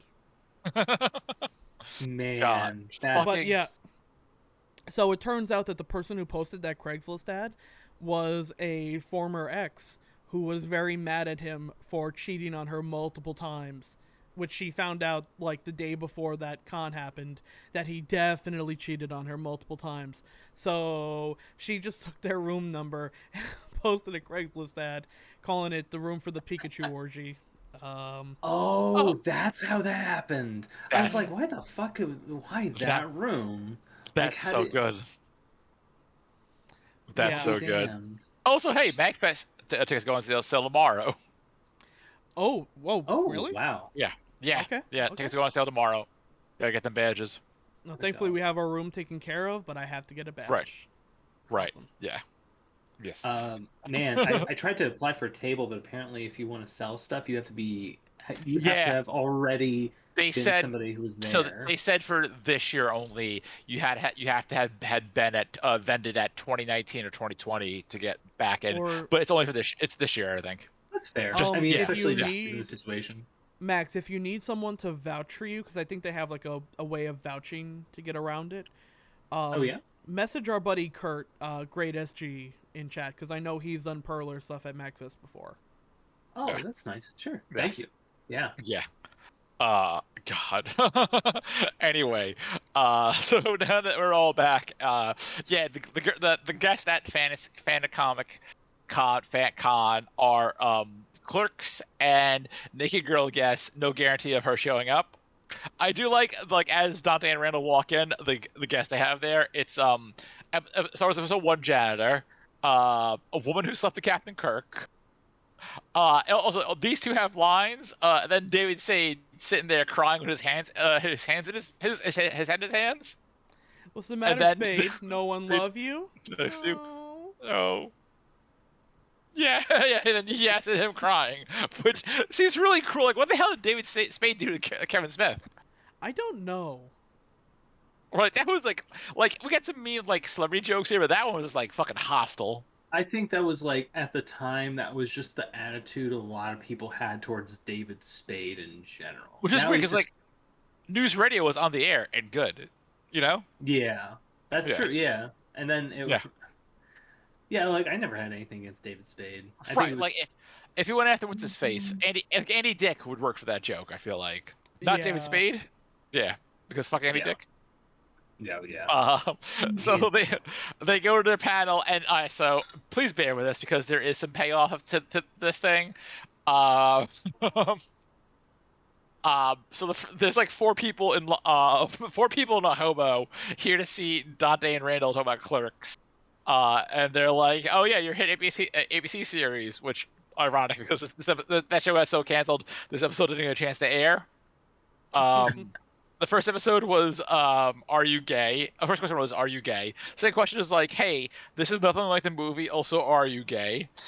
Third question being, hey, you guys how fast you guys sell out? Basically tearing out that moral core. And also, are you guys gay? And then the final question being, when is Ellen gonna be on the show? Because you two are all gay. Yeah, when is Ellen gonna be guest starring on your very gay show? Yeah, thank you.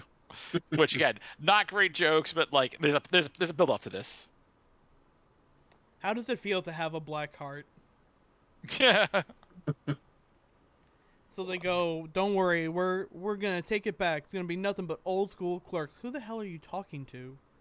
Right, and then a bunch of random animal friends appear. That's right. We're keeping it real, folks. Real. Looks I also like the fact that I forgot Dante's reading Variety. It's ABC, home of hits like Clerks and Sports Night. You all remember Sports Night, right? For 2 shows. They wouldn't put a show on the air if they didn't believe in it. Right. Which that joke would predate the show getting canceled in 2 weeks. Uh-huh. Right.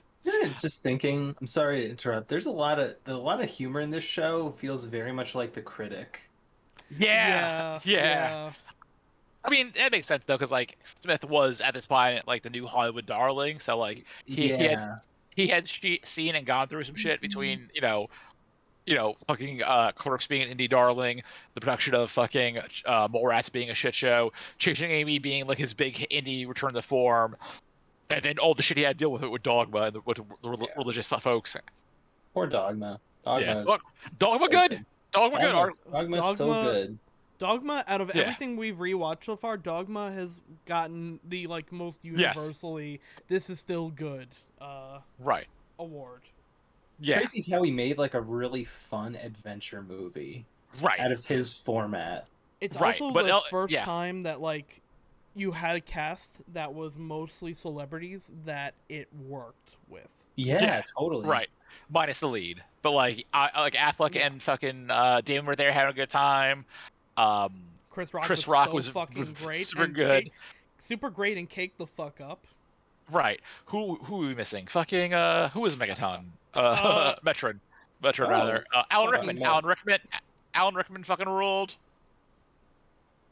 Yeah. Yeah, and then Jay, Silent Bob, and Matt Damon were working off each other extremely good. Oh, and fucking what's his face? Fucking. Affleck? Oh no, the Ben was fine. No, who played the Cardinal? The one and only George Carlin. Yeah. AKA the one thing that's gonna get me through fucking Jersey Girl when we have to do that in January. Oh yeah. So the guy in the beginning of Dogma, the pastor at the church for Bethany, he's the voice of Leonardo's assistant. Oh, okay. Right, that's super neat. Yeah. You can hear if you ever watch it, listen to him talk, because obviously he only Right. has like a couple lines, but it's like, Right. oh yeah, that's you. That's fucking wild. Yeah. Okay, so back to the episode. Randall wakes up and a timely Neo, do you want to learn about the Matrix parody kicks in? Which hope you like Matrix jokes, everyone. And then he wakes up, he's attacked by a sentinel, and then forced to work at the quick stop. And Randall's there, which what a good goof, where he spent the entire day reading highlights from children, claiming that he's going to sue Goofus and Galactus, biting off their style. Yep. Which, We also get the pretty return of the stylistic intro. Oh right, yes. As well Yes. as a jab later on of Frasier stole this device. That's, which I don't know if that's the case or not, but it was funny, so I'll say it is. Which device was it that they stole? I forget. It's the black screen white with font. white text. Yeah, Yeah. because it's like one for Dante, one for Randall, and then Fraser stole this from us. Oh no, Frasier is 1992, 93. Yeah, so, right. Yeah, yeah. That's not true. Oh yeah, not at all. Not. I mean, if I believe it though, who's gonna call me out? It's not like no one likes Frasier and Frasier's not making a comeback. Now I'm just gonna take a big sip of water and read Variety. Wait, what? So Dante, despite being Dante, has a date tonight with Caitlin Bree, aka the girl he cheated on a million times. Who, in a very interesting turn, is played by Lisa Spooner again. Oh, she is. Oh, okay. I was wondering. Yes. Whenever I hear her, I'm like, is that her? It sounds like her. I've also found out things about Lisa Spoonhour that I did not know. One, she married Randall for a year.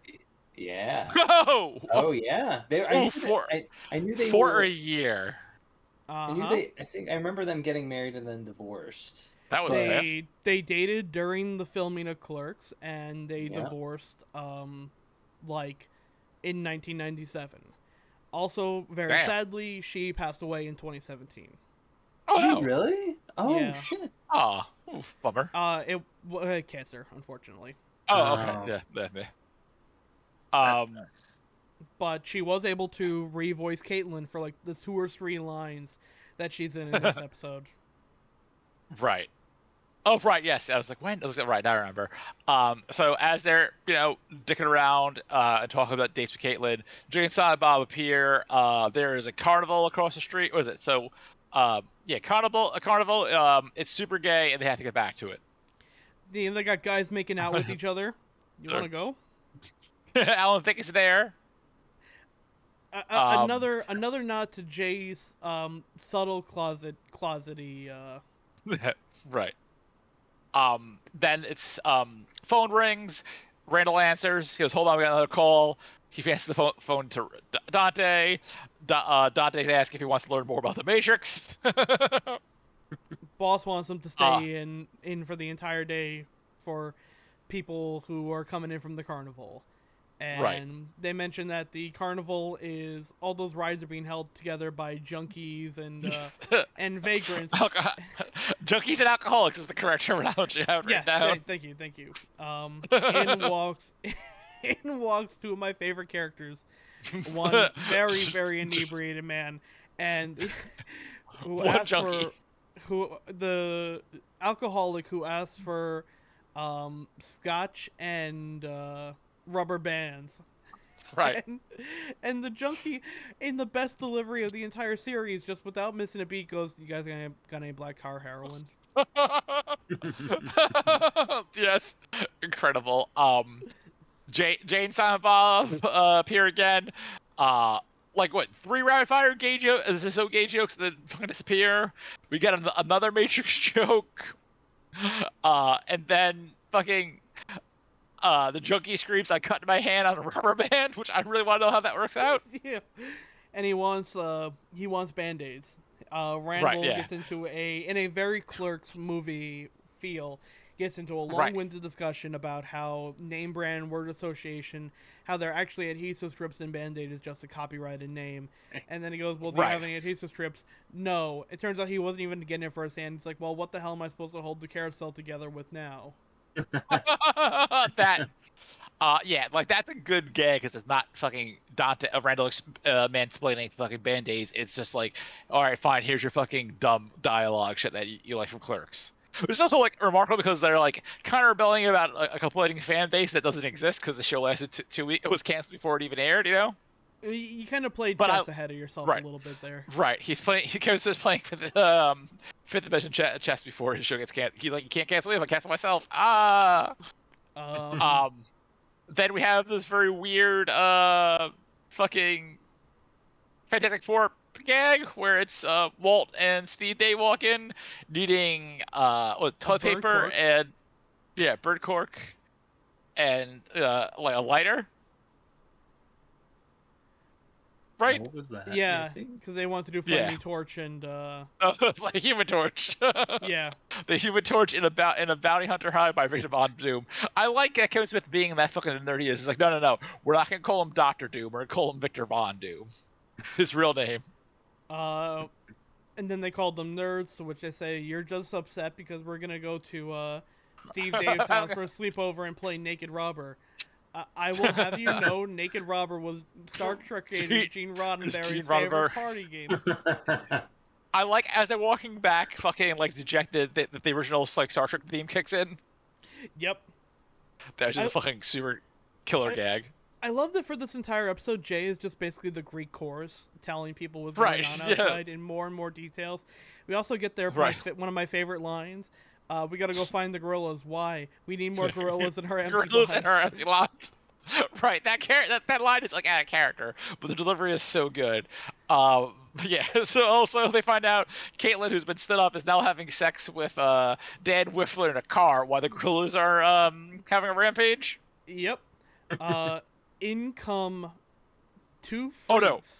Wait! Before you do that, though, there's the very important mandatory Star Wars conversation in which they talk about Leia's sovereignty and then how the lightsabers actually work, which is mandatory Star Wars discussion for Kevin Smith thing. Then here comes Tom. Proceed. So in bust two freaks, and I'm forgetting the movie. Their appearance is a callback to a very famous like freak show. It's actually the scene where the gooble gobble, one of us comes from. I saw that movie 2 years ago, actually. It's a wild. It's called Freaks. Yeah, it's just called Freaks. Yeah, they were all actual people with physical deformities, and it was intense movie for a film that came out in like what pre like 1932. Yeah. Do you sell gum? Well, I believe that one, the "Do You Sell Gum" one, is one of the kids in the hall. I forgot his name. They're like Michael both something. Mark McKinney and Kevin. McDonald. Right? Yes. Yeah. Oh, that's awesome. Yeah. Do you think they're cognizant of the lives they live? Poor bastards. One of us, he. Yeah, it's a weird scene, and like I just remember people screaming like one of us after like one of us once this fucking like made the rounds via the DVD getting released. But like that's a fucking like that Freakazoid making like F Troop references like type of gag. Like who the fuck knew what the hell this was coming from? Like Simpsons I didn't know it was like Simpsons also made a reference to that exact right, but they're boathead Harvard. They're boathead graduates from Harvard. That makes sense to me. No, this was in the fucking Tracy Ullman days. I said boathead. Anyway, as well as South Park later on would also make a callback to it. Anyway, Steve Dead and Walt are now dead because they set each other on fire. Yeah. Caitlin has a kissing boot. Also, she's doing more of the kissing. Also, it's not just dudes. Also, there is no boot. And it's not for charity. It's not for charity. Yeah. That exchange, super. Like, this is the best use of Jay this entire fucking not in a non-Charles Barkley related context. That entire series. Well, a kissing booth, like what, for charity? Yeah, only it don't cost nothing, and it's not for charity, and there is no booth. There's no booth. And you don't even gotta be a guy, dude. She's cheating on you. We also breeze past the part where Dante had to press Ham against the window. To borrow, I think, Randall's car. No, or to get the phone, something like that. Yeah, I can't remember. Oh, he borrowed money to buy flowers to Caitlyn. Right. As an apology. Yes, yeah. Then there's this weird like soccer and hockey discourse. How like Randall's talking down soccer but it's the same rules it has in hockey. And Leonardo happens to walk in as he's discovered the Brazilian soccer team has crashed into his building and has started eating each other. So now he is getting them snacks. Yep. And they decide to play a game, not on the roof, but in the store itself. Right. A call back to Clerks. You know, they play hockey on the roof. I think one of my favorite really quick, like, blink and you'll miss it gags is when they leave, Leonardo's servant, like, actually, like, busts his head on the wall. Because he's so fucking tall. Right, which is a callback to A New Hope when the stormtrooper leaves and his helmet's too big and he bonks his head. Yep. Yeah. Also, yeah. So the soccer game is for $10 million. They kick the ball, it goes through a glass door, and everyone runs out in pure terror. Then we get I've mentioned Fraser stole this device gag. Yet another Matrix call. And they're like, why don't you just... We don't have to talk about the Matrix in this one. We can talk about other stuff. Like your favorite bands. Girls who broke your heart. The Matrix. The Matrix. They ask who's keeping... Randall asks Dante who keeps calling them. They're like, oh, this Star 69. They get to the body with a sudden drawer. They're asked to spell I cup. It's Bill Clinton who's pooping on the Air Force One. You can? Yeah. So the FBI shows up, ready to blow Dante and Randall away. Caitlyn gets on a loudspeaker, and she informs Dante that she's getting married to a man she just met, right? And then she reminds them that she wants to take Dante shopping for wedding dresses and other emasculating, activities. And then Bill Clinton gets on that loudspeaker and asks if they can still see him pee, which. And then Jay bursts in saying that the gorillas are now, the gorillas broke free, they're causing a rampage, and now Caitlyn is making out with everyone whose names start with the letter J. Letter J, yeah. And then he just runs out. Right. There's also a bit where apparently Randall hates the Golden Girls. Yeah, he started beef, he exposed himself to B. Arthur, right. It's just like again, there is like no time for these gags to fucking run, like, you know, breathe. This is our last episode. We're gonna say as much as possible and hope the show doesn't get canceled.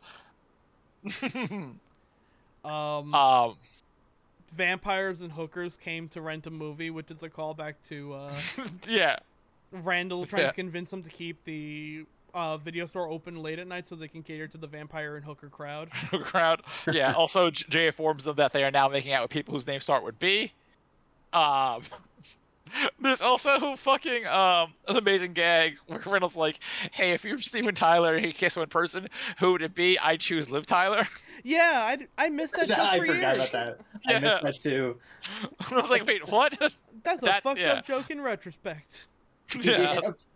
Right, Steven Tyler, who once bought a 14-year-old girl. Yeah. Yeah.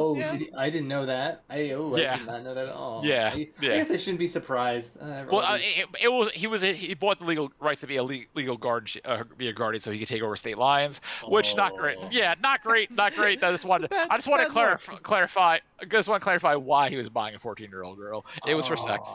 Yeah. Bad look. Bad look, Steven Tyler. Bad Tyler. Bad Smith. Yeah. Bad Aerosmith. Yeah.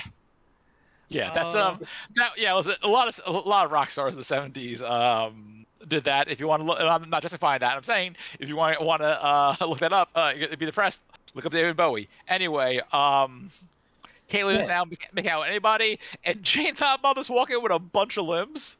Yep, look what we found in the Brazilian soccer team's airplane, and now Caitlyn's dispense with the naming conventions and is just making out with everyone. And within a split second, they run back out, which I think might be the funniest time joke. Right. Also, they come back in with the freaks and just go, "One of us, hee hee hee." And now Caitlyn is making out with the Ferris wheel, which is now broken loose and is killing. Yeah, come everyone but Caitlin, who's busy making out with it.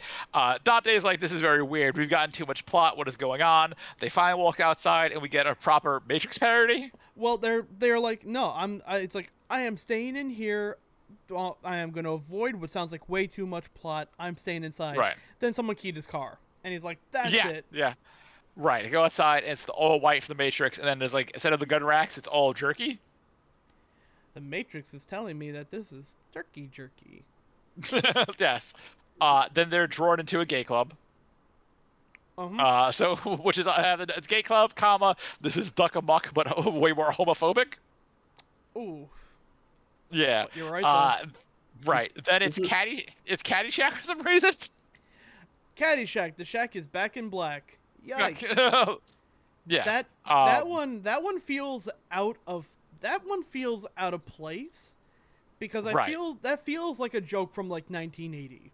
That feels like a joke that someone in like a fucking like parody movie would make in the 80s. Like, that doesn't feel like a 2000 joke.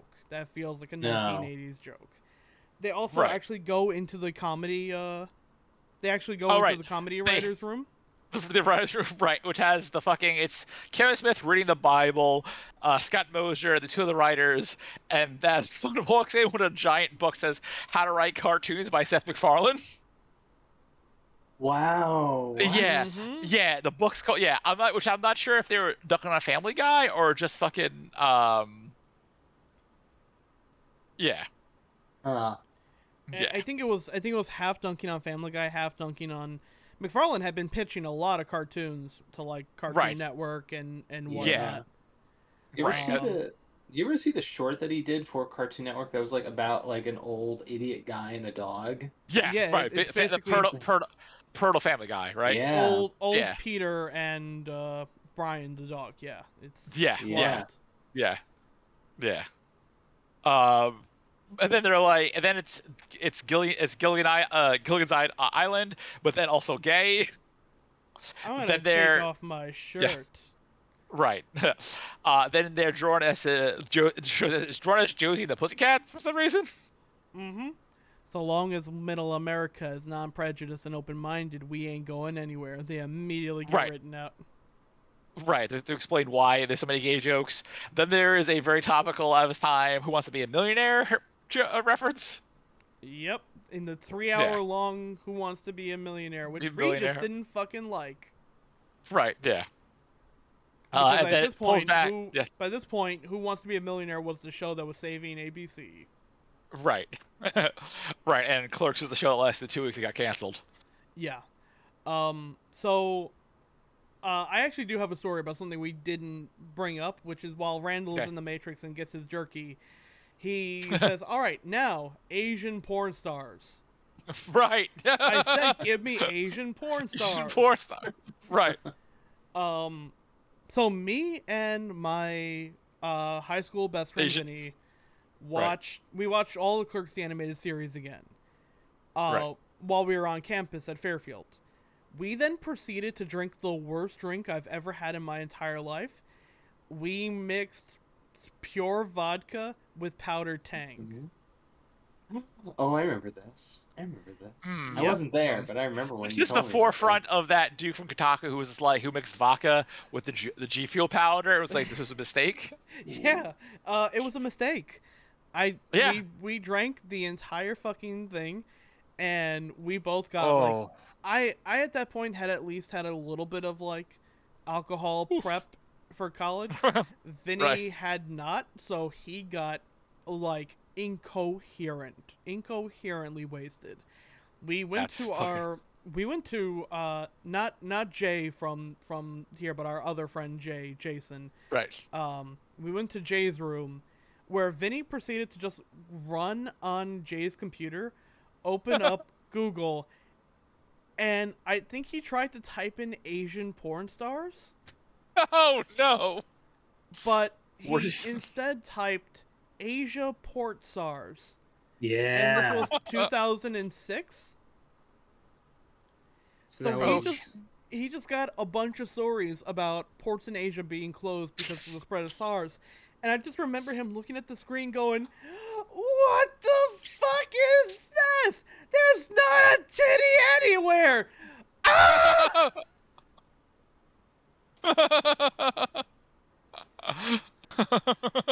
I said I want Asian porn stars! That scream also sounds a lot like the fucking Brazilian soccer player just as he kicks the ball through the glass. Yeah. That blood curdling scream was also very weird. We also forgot the bit where after the jerky, he was like drawing like a clerk, and it was like he's drawing like Daffy Duck and Duck and Buck just to be like, hey guys, this is the bit we're doing now. Yeah, they also draw Right. the screwball Right, screwball flag, the weird flower head, weird like duck beaver thing. Yeah. Yeah. Which ties into the final scene of the show, which cuts back to Jay and Silent Bob of the animators. Jay looks at the camera and goes, "Ain't I a stinker?" Naganooch. Naganooch, yeah. Which kind of a fitting end for the show. Yeah. Yeah. Yeah. That episode was pure insanity, but also just very good because it's Kevin Smith making fun of Kevin Smith, but also just like so many gay jokes, and then they explain why. Oh, Middle America's not gonna love this shit. Yeah. Which valid. So that was the end of Clerks, the animated series, and right. Initially, a show that was canceled in 2 weeks. Yeah. So so we didn't know how much time we would have for this. Right. And while it is the end of the animated series, it is sadly not the end of Clerks' animated forays. No. They actually had a very quick one in Clerks X, the 10-year anniversary DVD, where they had the lost scene done in the animated series style. That is the scene where Randall knocks over the coffin at Julie Dwyer's wake, and it expands it to show at a first appearance of Alyssa Jones, and how Dante accidentally lost the keys to his car in the coffin, so he had to reach in and pretend to be grieving. But it was a weird scene done in full animation. But sadly, it wouldn't be the end of their animation foray. Because in 2014 came out Jay and Silent Bob's super groovy cartoon movie. Right. For context, I think Kevin Smith wanted to do it in Clerks style, but the head animator had got on to work on for Disney stuff, i.e. King Possible, and I think the rights for anything that style are kind of tied to Disney Miramax for some weird legal reason. Yep. So instead, he paid a bunch of fans to animate it. And it is the worst thing we could possibly review that has Kevin Smith's name attached to it. So please tell the audience what the budget was and when it came out, because you told me that, and I had to nice it even though I didn't want to. The movie came out on April 20th, 2013, for a budget of $69,000. It could have been The Chosen One, but instead, it's an hour long. If you want to watch it for whatever fucking reason, it's on Amazon via IMDb TV. I started watching it at 6 o'clock today to be able to watch it and give my thoughts for it in case we needed time. I made it. It took me 2 hours to get 15 minutes through this fucking garbage. It's apparently written off the comic that he did in 2001, and it feels like it's from 2001. Like, the jokes are bad. It's nothing good. It's all offensive. Looks terrible. It's like it looks like something improperly. Right. There is no sinking. It looks like something made off a bed.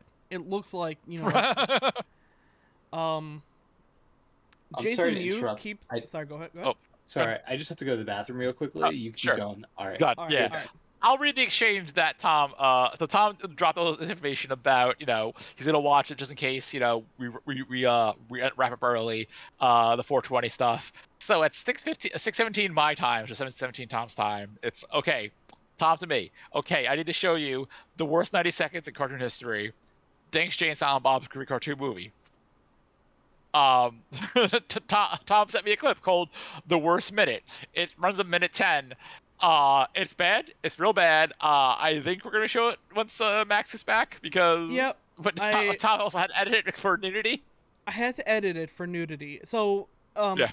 the actual premise of the cartoon, it shows how Jay and Silent Bob become Blunt Man and Chronic, and they get offered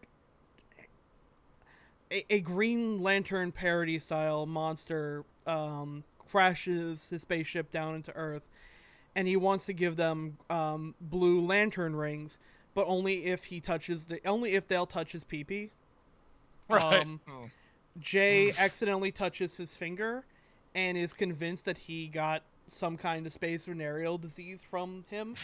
So they go to a research facility where a character voiced by John Lovitz. Come on, John Lovitz. Why? Oh. Tries to give him a super soldier serum, but Jay refuses to get anything injected into his veins because they're a smoke family. So instead they want their $5 for volunteering for it, even though they didn't actually do anything. And Silent Bob buys a scratch-off ticket that becomes worth $10 million.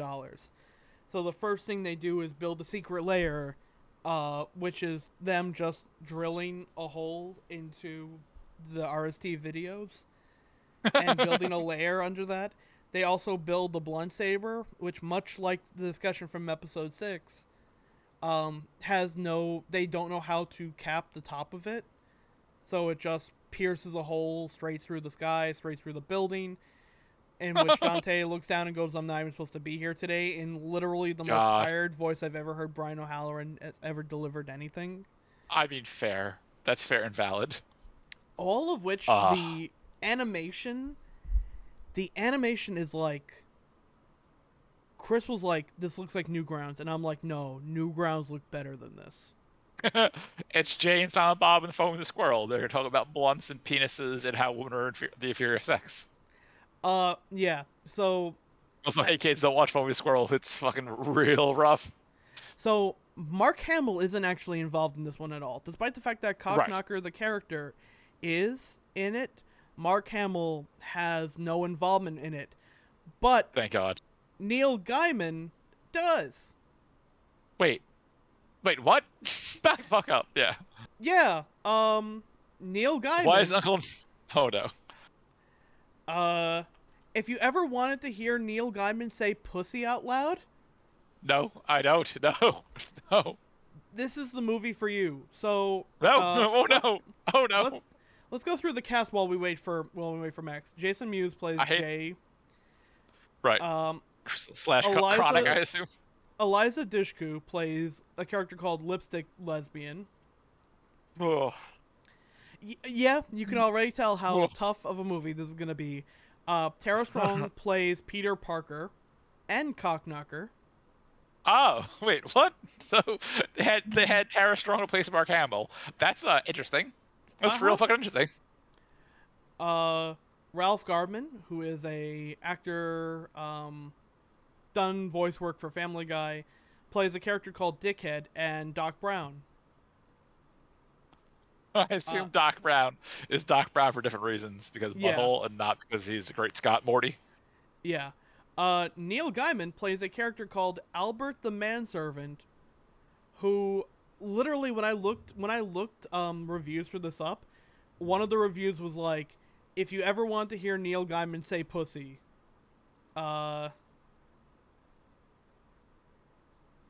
this is the movie for you. Nobody's above a paycheck. Nobody. God, I'm trying to find out why he opted in to be this manservant, and no one knows. John Lovitz again. Why? Jen Schwalbeck, like, not only was in it but also like helped produce it.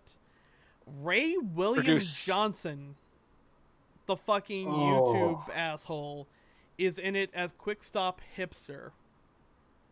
That checks given this time period. Yep. Kevin Conroy is in it. What?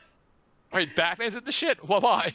Batman is the mayor of Red Bank. I haven't gotten to where he is in it yet, but he has one line, and that's it. I bet. I'll bet it's like one very quick line.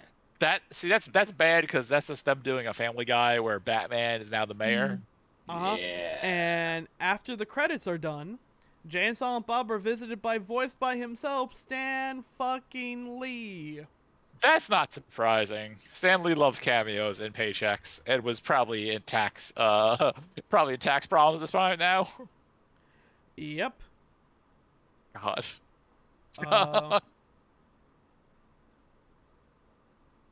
Damn. So do you want to play the curse clip just to get across how bad this is? Because I'm excited to watch this. Yeah. So I have here a minute-long clip that I had to edit because, yeah, there are titties. I don't even know. I can't preface it any more than that. Let's watch it. And then we may have to watch it. We may have to watch it more than once. I'm excited for this breakdown. Oh snap, son! This is awful. I'm upset I have our logo. Imagine if suddenly some pimped out motherfuckers like me and you would have busted in through the window and said, I hate the animation, like, I know this is no fat set of nuts around here. And at that point, they're so horned up, they can't refuse even a pointy fuck like yourself. That's why this superhero gig is so fucking sweet, sir. I had to frame by frame that shit. Peeping on the women, nobody says dick because of these spiffy suits. I mean, everybody knows that all any man-hater needs is the right guy to remind her how essential a steady diet of big-ass balls is to a grown girl, right? Okay. Screenwriting Kev Smith popping in to remind you that ain't me talking stupid shit. That's the character Jay espousing his own dopey, unenlightened views. And that doesn't represent how I feel about Kevin Smith, he wrote this, my day. In fact, if anything, I identify with lesbians. I, too, love the pussy. And like a lesbian, I have no dick to speak of. So in short, I'm here, I'm queer, get used to it. So yeah, welcome to the worst minute. That is my stopping point, by the way. I got to there, and I'm like, I can't, I couldn't go on any further. I'm like, wow, that managed to be homophobic, transphobic, the stupidest thing I've ever heard in my life. I'm like, wow, I literally had to stop myself. I'm like, Kevin Smith had to pause the film to come out, comment as to why what he was writing was bad, and somehow make it 3 times as bad. Right. Also, he is the writer, screenwriter, and director of this fucking movie. And he's like, oh no, I can make this better, or stick with this. And he chose, what if I double down? When we were researching Chasing Amy, I was looking up quotes for Kevin Smith about the creation of the film, and it was weird because basically it's kind of like a roll of the dice, because he would make 3 really good quotes about in the paper about how, well, it's a film for its time, but he's like, I really wanted to make sure that I didn't write for a lesbian character without first consulting with lesbian writers to make sure that I was addressing the characters properly, because I know I'm writing this from a male perspective. I don't really know, it was like, aside from talking to my sister, I don't really know a lot about the lesbian experience, and I want to make sure that I'm being respectful. And I'm like, oh, that's actually being open and honest and good. And he's like, yeah, I identify with lesbians. I too love pussy. I'm like, oh. Yeah, there it is. That's the you almost had him. Had him in the first half. Not gonna lie. And in this one, he kicks it up even higher of a notch by bringing out the line of, I also have no dick to like. It's like okay. What kills me too is like '98 Kevin Smith. You could kind of excuse because it's very much of its time, you know. Yeah, like I said, this feels like something made in 2001. It feels like it was like made teleport back to 2001 day because it's like, yo, dude, 2019, you should know better. Right. Yeah. Right. If it come out in 2014, and it's like it's bad. It's bad and like it's ugly. Like first off, like it's ugly as fuck too. Like that is some of the worst animation I've seen. And like I've watched old Hanna-Barbera cartoons. I could believe this thing was made for that low of a budget. Yeah. Yeah. And it's yeah. like I think it was. He paid fans, which on paper sounds nice, but those fans aren't good at those jobs. That's why they're fans. Like even the writing, like it's like the worst kind of. It's like it's transphobic in a way that it's like it's not even like intentionally hateful. Like I'm gonna hate trans people today. It is just stupidity. You could have left this in the drafts, and no one would have like. I've had a long running because obviously having done this podcast for so long, we have a very love-hate relationship with Kevin Smith. I think he represents a lot of the best and worst of who we were in our past, and which is why I actually really wanted to do this podcast of re-examining the shit from our youth that for me at least, helped define my youth and my teenage years through a modern day lens. And it's like part of him still don't fucking get it. And I genuinely believe we should hire someone full-time to delete every 1/3, every like 4 lines that he's going to tweet either publicly or write to someone. Someone should be forced to delete every 4th line that he's going to say. And I think that would drastically help him out. Right. It's like, right. Because like, how do you go from like, so like, it's also a weird throwback in a way that doesn't make sense. Because like, at this point now, well, prior to that was like what? It was the Jersey stuff, the Jersey trilogy. Mm-hmm. So then Clerks. Oh yeah, Chainsaw Start Back, Jersey Girl, Clerks 2, right? Yeah. By this point, Clerks 2 was over a decade old. And Cop Out, right? That's what we have here now. Yeah. That feels just like him, just like regurgitating to Kevin Smith. That doesn't exist because like Dante and Randall suck as people, but like they don't benefit from it. You know, go back to Clerks and Clerks series. They're bad dudes, and they don't. It's the Always Sunny thing where they're bad people, and they don't succeed. Yeah. That whole Jay and Silent Bob thing is just like a different tier of awful that we don't get from Kevin Smith, and it's fucking baffling. He made that. I'm like, oh yeah, no, this is good actually, and put it out there. You know, like genuinely, I think it's hubris on like a fucking level heretofore unseen. It's making a joke that doesn't work, having someone tell you that the joke doesn't work, shelving the joke for 10 years, and then going, no, you know what? I think I'm going to actually make the joke anyway, now that it's now. Like, if he made that in 2001, it would have been bad, but it would have been almost weirdly appropriate for 2001. Right. For 2013, for 2014, you got no fucking excuse. You can read The Room in 2014. Right.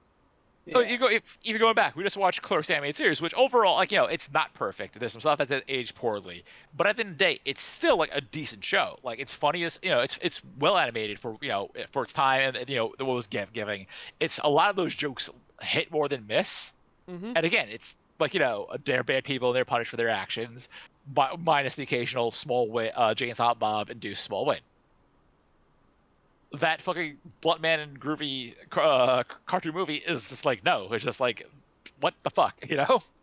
Right. There are times when I think like Kevin Smith is a very introspective person, but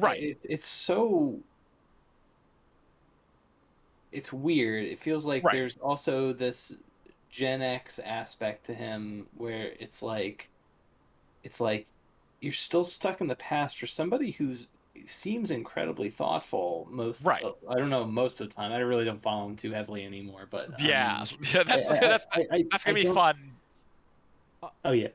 Every photo of him that I've seen lately, and I'm gonna prove this by going to his Twitter page right now. Here, hold on. I'm gonna take this to. All right. How can I do this? Give me 1 second, folks. Sure. I should be able to.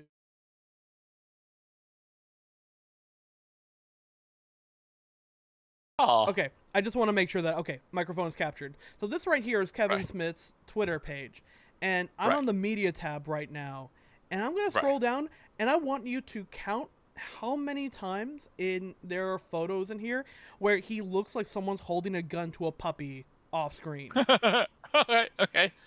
Okay, that one looks like someone just let the puppy go. Right. It's him and Mark Hamill. Gun to a puppy's head.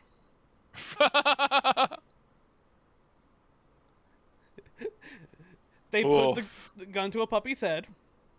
Gun to a puppy's head, but he has a mask on. Okay. Gun to a puppy's head. Like, is that the modern Clerks crew? Yeah. There are so many. There are so... Wow, how does Jason Mewes look the best out of everyone here? That's so horrifying. Yeah, that's kind of weird. Well, he's preserved. Like, right. Yeah. Trevor. But literally, how many? Okay, there's just a woodchuck. How many of these photos look like someone like? Look, he's even reacting to the dog that someone's holding a gun to right there. Right. He looks like, the best way to put it is like someone went up to CM Punk, to impress CM Punk, and just stole his insides. So he's just a weird flesh monster. And then occasionally, look at that man and his fucking weird oversized jacket. It looks like he was wearing his adult clothes and someone's like de-aged him, but also made him smaller. Every time he wears this fucking jacket, and he always wears it with fucking his cheddar cheese, his jorts, and his fucking cheddar cheese Vans. Look, he's got the big jacket. He's got the jorts. What the shit? It's what the like Jason Mewes, despite all the hardships Jason Mewes has got in his life, at least he's a grown-ass man who knows how to dress himself. Kevin Smith looks like I don't know. I feel like the jacket is in its way like a perfect encapsulation of that. He's gonna try his goddamnedest to make it work or die trying. God fucking this is just horrifying. This relatively good animated series has been ruined by Kevin Smith dead inside face. I guess we have like half an hour. Let's talk about our thoughts about the show and where this ranks on the Kevin Smith Fun Time chart. As of now, the Kevin Smith Fun Time chart reads at number 1 Dogma, number 2 Clerks, number 3 Chasing Amy, and then number 4 Mallrats. Of what we enjoyed so far. That's not that's going to change with time. I imagine some of those bottom shooters are going to change. I'll put Clerks animated series after Clerks. Yeah. Just because it's very good, but you need you need Clerks to get there. It's really hard for me to put it's hard to compare it to me for something like Chasing Amy. Again, Dogma still number 1 with the bullet. Right. Clerks is still better than Clerks the animated series, so I'm definitely going to agree with you on that.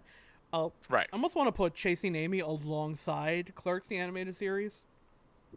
Because to me, they're two different vibes. They're going for two different things, and they're almost like the duality of Smith's fuck ups. Because one is him. One also, like, let's be real. Chasing Amy, I think, is more Smith, and I think Clerks the animated series is more group effort. Yeah, right. I agree. That's valid. Yeah, the sense of humor is definitely not Smith for sure. Right. You also had like guys like Paul Dini writing on it.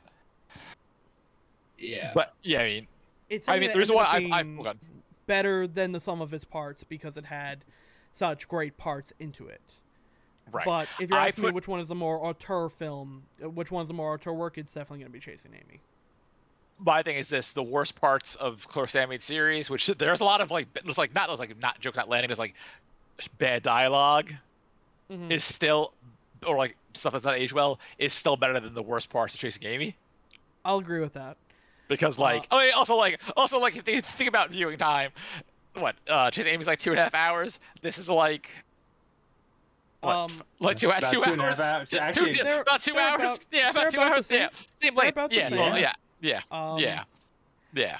I definitely, I think in terms of like also researching stuff for the podcast, Chasing Amy is a very open book. It's him writing about his relationship, and then trying his damnedest to put it through the eye of someone who isn't him, and taking effort, taking time. I feel like that's the best of who he could be as a person, as well as a filmmaker. And Clerks, the animated series, is definitely the more fun. Right. I had more fun working and watching and doing everything related. I can appreciate Chasing Amy more, but I definitely had more fun with Clerks, the animated series, and also the fucking trip and a half that I went researching everything about how the show came to be. Like, because I'll tell y'all a little bit about the behind the scenes before we do every episode. About a week beforehand, I start looking through forums, Wikipedias, news articles for when the films came out around that time. And I do a fair amount of research for kind of the history, because one thing that's very nice about Kevin Smith is he's a very open book. He'll talk about the creation process of just about everything.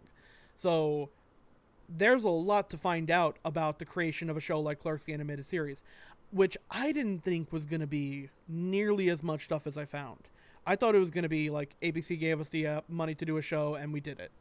Instead, I'm finding out this entire like dynasty shit about how, you know, ABC's fighting UPN, and Mike Eisner got involved, and the discovery that the Secret Diary of Desmond Pfeiffer was a real fucking show. that was wild. That was fucking insane. Like these two have been the most fun episodes of the podcast to research, create, and talk about. Chasing Amy, though, like I feel more. It's you're talking about the more fun film versus the art house flop, and even like I'll say, I use flop as a term for more flopping it into the movie, not failure of a movie. Right. In the same way that I think Mallrats is fun when I'm at home after I've taken a gummy, or in the fucking Alamo watching it.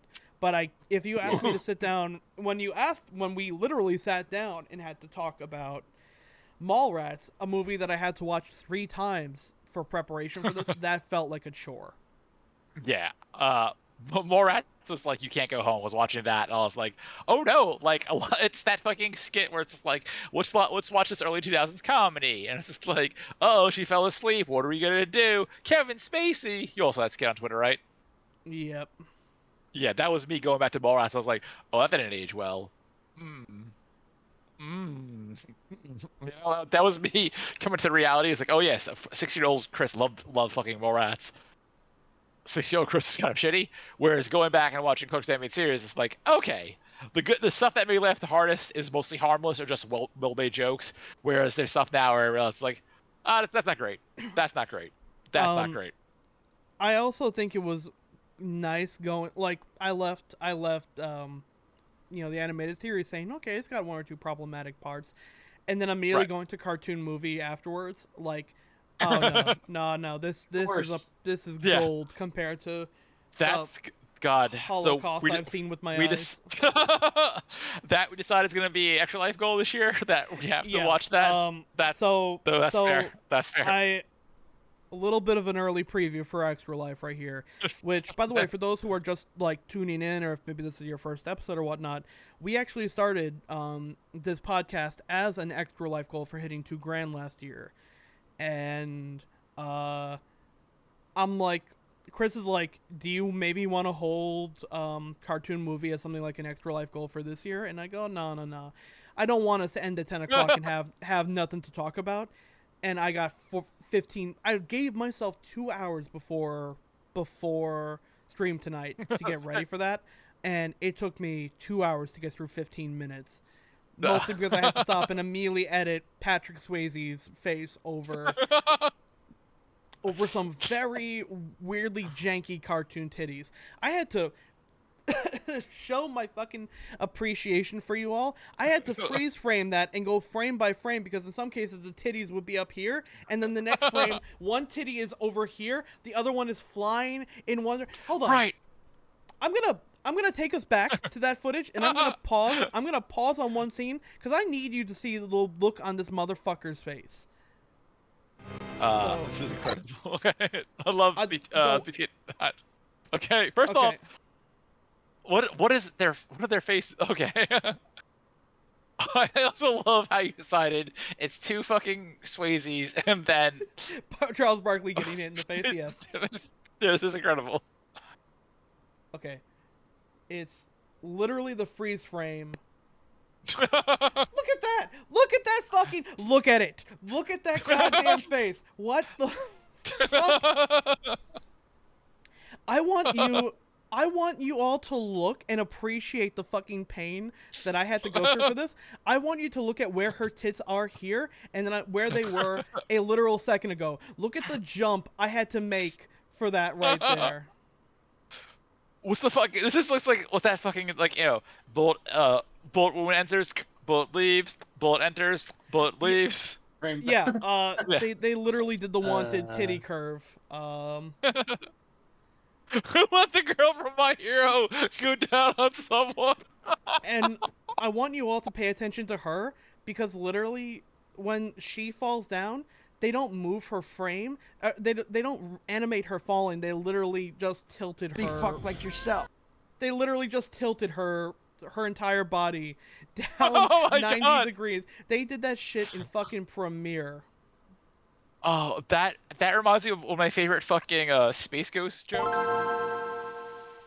Where it's Space Ghost, Zorak, and Brack hanging out there, and Brack just pisses off Space Ghost, so he just blasts Zorak, and he says something again, and he blasts him, and Zorak's like, wait, why are you shooting me? I didn't say anything. And Brack's just like, oh, he'd love to do that, wouldn't he? He'd love to shoot me, but he can't. You want to know why? And Zorak's like, yeah, I really like to know why. Because I'm not animated to explode.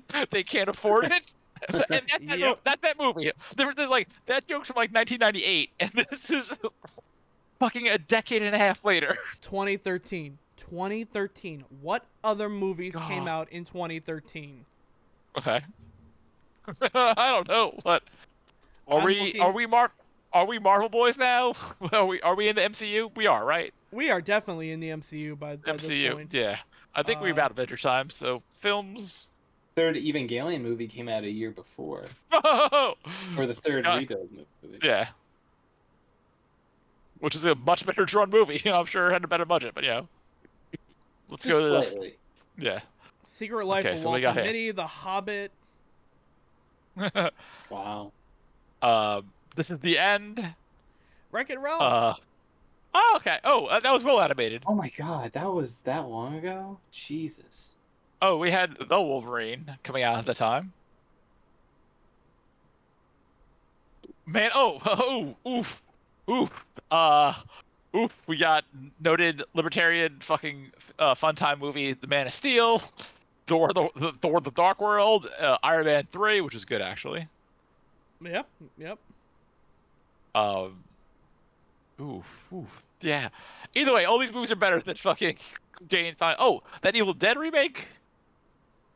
I like that Evil Dead remake. I need to watch the whole thing. I've only seen clips, and like the trailer put me off because it was super violent. I was like, nah, this ain't cool for Chris. And then I recently saw the bit where the Ash stand-in chainsaw somebody into the back to hell, and that ruled. So I should watch that. It's on Hulu apparently. It's brutal. It's World's End. World's End came out at this time. World's End ruled. That movie good. I watched that at the New Year's last year, and I was like, oh man. There's an emotional moment in that movie that always gets me. I was just, damn, this is like. There are a lot. If you also watch the movies on Mikey, by Mikey. Oh yeah, I saw that. It's a good one. On it, it's on both that and really any Edgar Wright film. And yeah. I need to still see Baby Driver. I've not seen that. Baby Driver has one of my favorite things in the world, which is diegetic versus non-diegetic music and film. It's like one of my favorite fucking things on the planet. Baby Driver has an entirely diegetic soundtrack because he has his headphones in him almost the entire time. So that's nearly every single thing in that movie is diegetic, and that fucking rules. Is that streaming anywhere? Baby Driver. Might be. It was one of the ones that I went out and immediately bought the Blu-ray of because Okay. Also, I love that when Oh, it's on Netflix now. When movies with Mikey talked about it, they replaced not in my country. Not in my country. Get a VPN. Yeah, I was just say, yeah, VPN. Oh, I can also pay $4 and watch it on Amazon, which I feel like that's a good price. $4, I can do that. Yeah, that's definitely worth it. Yeah, because just be forewarned, the main villain is played by Darkwing Duck. That's awesome. That's awesome. Because I have I think I have like Shaun of the Dead, fucking Hot Fuzz and World's End, possibly on standard DVD, not even Blu-ray. At least 2 of them on standard DVD. Yeah. But yeah. So yeah, overall though, Clerks animated series is very good. There's talks of it always coming back because I know like it bombed on ABC, then ended up in Comedy Central for a run, then Adult Swim, and now that Hulu is owned by Disney, Smith says he's pitched it a few times. Until up till 2 hours ago, I would have said yeah, I'd love to. Right. I don't know how I feel about that anymore. I think Groovy Cartoon Movie kind of soured me on the chance of that ever coming back. Mostly we're also getting Clerks 3, so maybe that's gonna scratch that itch. Clerks 3, at least I like that's his wheelhouse. Like those are his characters, right. And he's always been really good about writing where he is in life. Like frankly, I'd like to see a version of Clerks where they dealt with parenthood and being, because that's what he knows. None of them should. Right, but none of them should have bred. He named his daughter Harley Quinn. That's also, I'd argue what Kevin Smith knows. Yeah, true. He also, he put him. Let me flesh that out more. He named his daughter Harley Quinn, and then put her in a movie with Johnny Depp's daughter, which we're reviewing sometime next year. Which, I'm not excited for that for many reasons. Wait, wasn't that Yoga Hosers? Yeah. But I'm not gonna watch it until next year, until I have to. Wow. Yeah. Right. As we were saying earlier, like the last Kevin Smith movie I saw in theaters was Clerks 2. Yeah. And then anything I've seen from him was either a CW tie-in show or that new He-Man show. New He-Man show, good though. Really, we might actually get into that in November. So you know what, we can actually talk a little bit about where we go from here, because me and Chris kind of planned out a little bit where we want the podcast to go. Right. We made the decision that next month, October, we are definitely going to be tackling Tusk. Right, and we have a special fun time guest for that one too. We'll say that what's closer just to make sure everything's still good. But it's our biggest guest yet. I'm very excited. Yeah, very, very excited about that one. Yes. We're gonna specifically talk about Tusk, but we'll also talk a little bit about Kevin Smith's foray into horror films in general, because kind of a lot. Yeah. So we'll talk a little bit about Yoga Hosers. We'll talk a little bit about Red State. Yeah. And we'll talk a little bit about Scream 3, because that ties into this. Yeah, Jane Silent Bob earned that. And then we end the year with Jane Silent Bob Strikes. Oh, no. November is going to be miscellaneous, right? That's the game plan for now? Yeah, so we want to end December with Strike Back. I feel like that's a great, season finale. It's really the end of one generation of View Askew. Right. And a very, it'd probably be part of Jingle Hells, our end of the year charity marathon. So probably November is going to be, because right in between the time of really Clerks the Animated Series and Jane Silent Bob Strike Back, they kind of had a weird cross medium. You had we have a lot of things that we kind of don't know how to fit into the schedule. Stuff like An Evening with Kevin Smith, the kind of stand-up specials, which I absolutely want to talk about, but aren't really enough to hold an entire episode. The Degrassi crossover. Jane Silent Bob go to Canada. A lot of his comics, which are, oh boy, that's gonna be fun to talk about. Yeah, I'm mostly gonna let Chris handle that one. Yeah, that one I should bring in a panel of experts to suffer for that one, because so November is probably gonna be a bit of a cleanup month to handle pretty much everything that we've missed in the Kevin Smith universe up till Strike Back. Then January we're gonna be hitting Jersey Girl. That's gonna be wild because I think that's their first non-Jay and Silent Bob tangent related Kevin Smith project. Yeah, and also I don't think I've actually seen that episode. I haven't seen that movie since it came out, and I hated it. I've never seen it. There's a film critic who said it's Kevin Smith's best movie because he's the most comfortable being a director at that point. And like actually, that's a take I'm willing to explore. As with all these films, I'm going to go into all of these ones in the second half with an open mind because I hated it when it came out, but also I was like, it was like, what, 2003? I was 14 years old and I hated everything. Possibly? Let's find out when the hit... Was it a hit? No, it probably tanked, right? Oh, it tanked. Yeah, which rightfully so. Jersey Girl, because the Jersey Bike's coming up first, much better franchise. 2004. Okay, so I was off by a year. Yeah. So yeah, I was starring Ben Affleck. I was 15 and hated... I hated a lot of things at 15. That was when I was still like, oh man, fuck this musician, fuck this. Right. That's a good fuck this age. Wait. And okay. Now so... I'm like, you know what? Fuck it. Backstreet Boys rule. Ashley Simpson, only half the cunt I thought she was. God, wow. I am also looking at this cast for fucking Jersey Girl.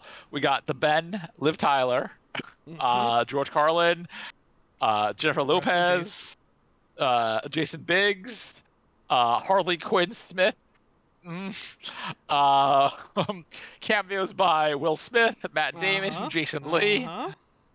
And I also got really excited because I thought I saw Matt Mercer, but it's Matt Mayer, who is not Matt Mercer. Also, buckle the fuck up because I'm gonna talk about Geely during January. Oh, Geely January, finally. Has anyone besides me actually looked up the plot of Geely? Please tell me. No, I can't. I have to save it for January. But I will say this: it is significantly more buck wild than I anticipated. I'm gonna look at that right now. Jennifer Lopez joint, right? Yep. Love you, Ben. I love you more than tacos. So this was the year before. Was the first thing that popped up was Geely offensive? How bad is Geely? Bad. Oh no. Oh. It is severely ableist as fuck. Oh dear. Oh dear. Oh. Wow, the guy who directed this directed Beverly Hills Cop. Yeah. Jeff Reinhold. What makes me happy? Oh god damn it, Christopher Walken's Geely. His last movie was Geely. No, I don't think that's the last movie. No, I mean, no, the director's last movie was yeah, Geely. No, right, like, if, God, yeah, no. Also, fun fact, it cost them $75 million to make Geely. It made $7 million. Yeah. Ooh. Christopher Walken's last movie, ooh. Yeah, it's, Okay, Christopher Walken's last U.S. movie was the Netflix film Irreplaceable You, but his last big movie was King Louie in the live-action CGI Jungle Book movie. Oh, what? Yeah. I want to be like you. Yeah, wow. That sounds like something that would be they fucking make fun of on SNL. Also, hey, do you know that he was in Joe Dirt 2, Beautiful Loser? Also, did you know that Joe Dirt 2 exists? No. That came out in 2015. What? Bullshit. Yeah. Yes, it did. Was David Joe Spade... Dirt 2, Beautiful Loser. It's a Crackle original. Oh my god. Yeah. I'm shocked. David Spade, Patrick Warburton, Martha Graf, Dennis Miller, and Christopher Walken. I am shocked. For some reason, I just had it in my mind that, it feels like something where they wouldn't have David Spade back. Instead, they would have, given it to, another fucking, D-list actor, like Doug Stanhope or something. So, Okay, I want to read the sentence, and if everyone at home survives the sentence, I owe you $1. This is from Wikipedia. In the years following the original, David Spade began getting offers from both UFC president Dana White and rock star Kid Rock to help finance a sequel. Ultimately, it was Sony who picked up the project after noticing the film would become a trending topic whenever it came on TV, and felt they would help build their Crackle platform. Of course. Yes. We had written a sequel to Joe Dirt for Crackle. I just want fucking the fact it was, and we may end up doing it on Crackle.com. Imagine being David Spade and like your phone's blowing up and it's Kid Rock and Dana White, probably both coked out of their minds, being like, let us do Joe Dirt 2. David, it's me, Dana White. What's Kid Rock saying? And Sony seeing this being, well, what if we did it for Crackle? And also, don't forget that the film stars newcomers Mark Sugar Ray McGrath. Hi. Oh my god. Yeah, that hurt me to read, but also if I saw that, you'll have to suffer. Psychic damage. Right. Oh. Psychic damage, but I'm not a TERF. Anyway. Oh man. God, fucking. That was a lot, and I'm glad we ended on that sentence. You know, sometimes I stop and I wake up in the middle of the night in a cold sweat, and I realize that if Chris Farley were alive today, he would probably be Paul Blart, the mall cop. It kills me that they never mixed. What was that? It was Paul Blart, mall cop. Then there's also the one where he was a UFC guy. Oh, Here Come the Boom. Right, and we never got Paul Blart 3 mixed martial arts. Oh man, like, that's how that ends. Fuck. He would have been the zookeeper. basically, like he would have. Kevin James' career wouldn't have happened. I know he would have gotten King of Queens, and then like he would have shown up. Like, what if Kevin James just became like Batista and decided to do like serious art house comedies? But also imagine Chris Farley in Uncut Gems in Adam Sandler's role. Oh my god. Oh my god. I've heard though that Here Comes the Boom actually isn't fucking terrible, but that's only because like the Zookeeper and Jack and Jill and really every Happy Madison production like is already setting the bar. I still remember the fucking Red Letter Media thing where they talked about Zookeeper, the Zookeeper trailer. So funny. How they thought it was fake. They thought it was fake. It was very good. What is a Zookeeper? I have no idea what the hell you're talking about. They really. I thought you were talking about like fucking like We Bought a Zoo or fucking the Sad Dog movie. Which one? I don't know. No, Zookeeper is what the fuck is this, man? A little fitting because the trailer for Zookeeper did in fact feature the song Apple Bottom Jeans, Boots with the Jeans. The jeans. So, okay, so I'm learning a lot today in general. This movie was shot for $80 million, made $169.8 million. Starring the voices of Nick Nolte, Sylvester Stallone, Adam Sandler, Don Rickles, Judd Apatow, Cher, and Jon Favreau.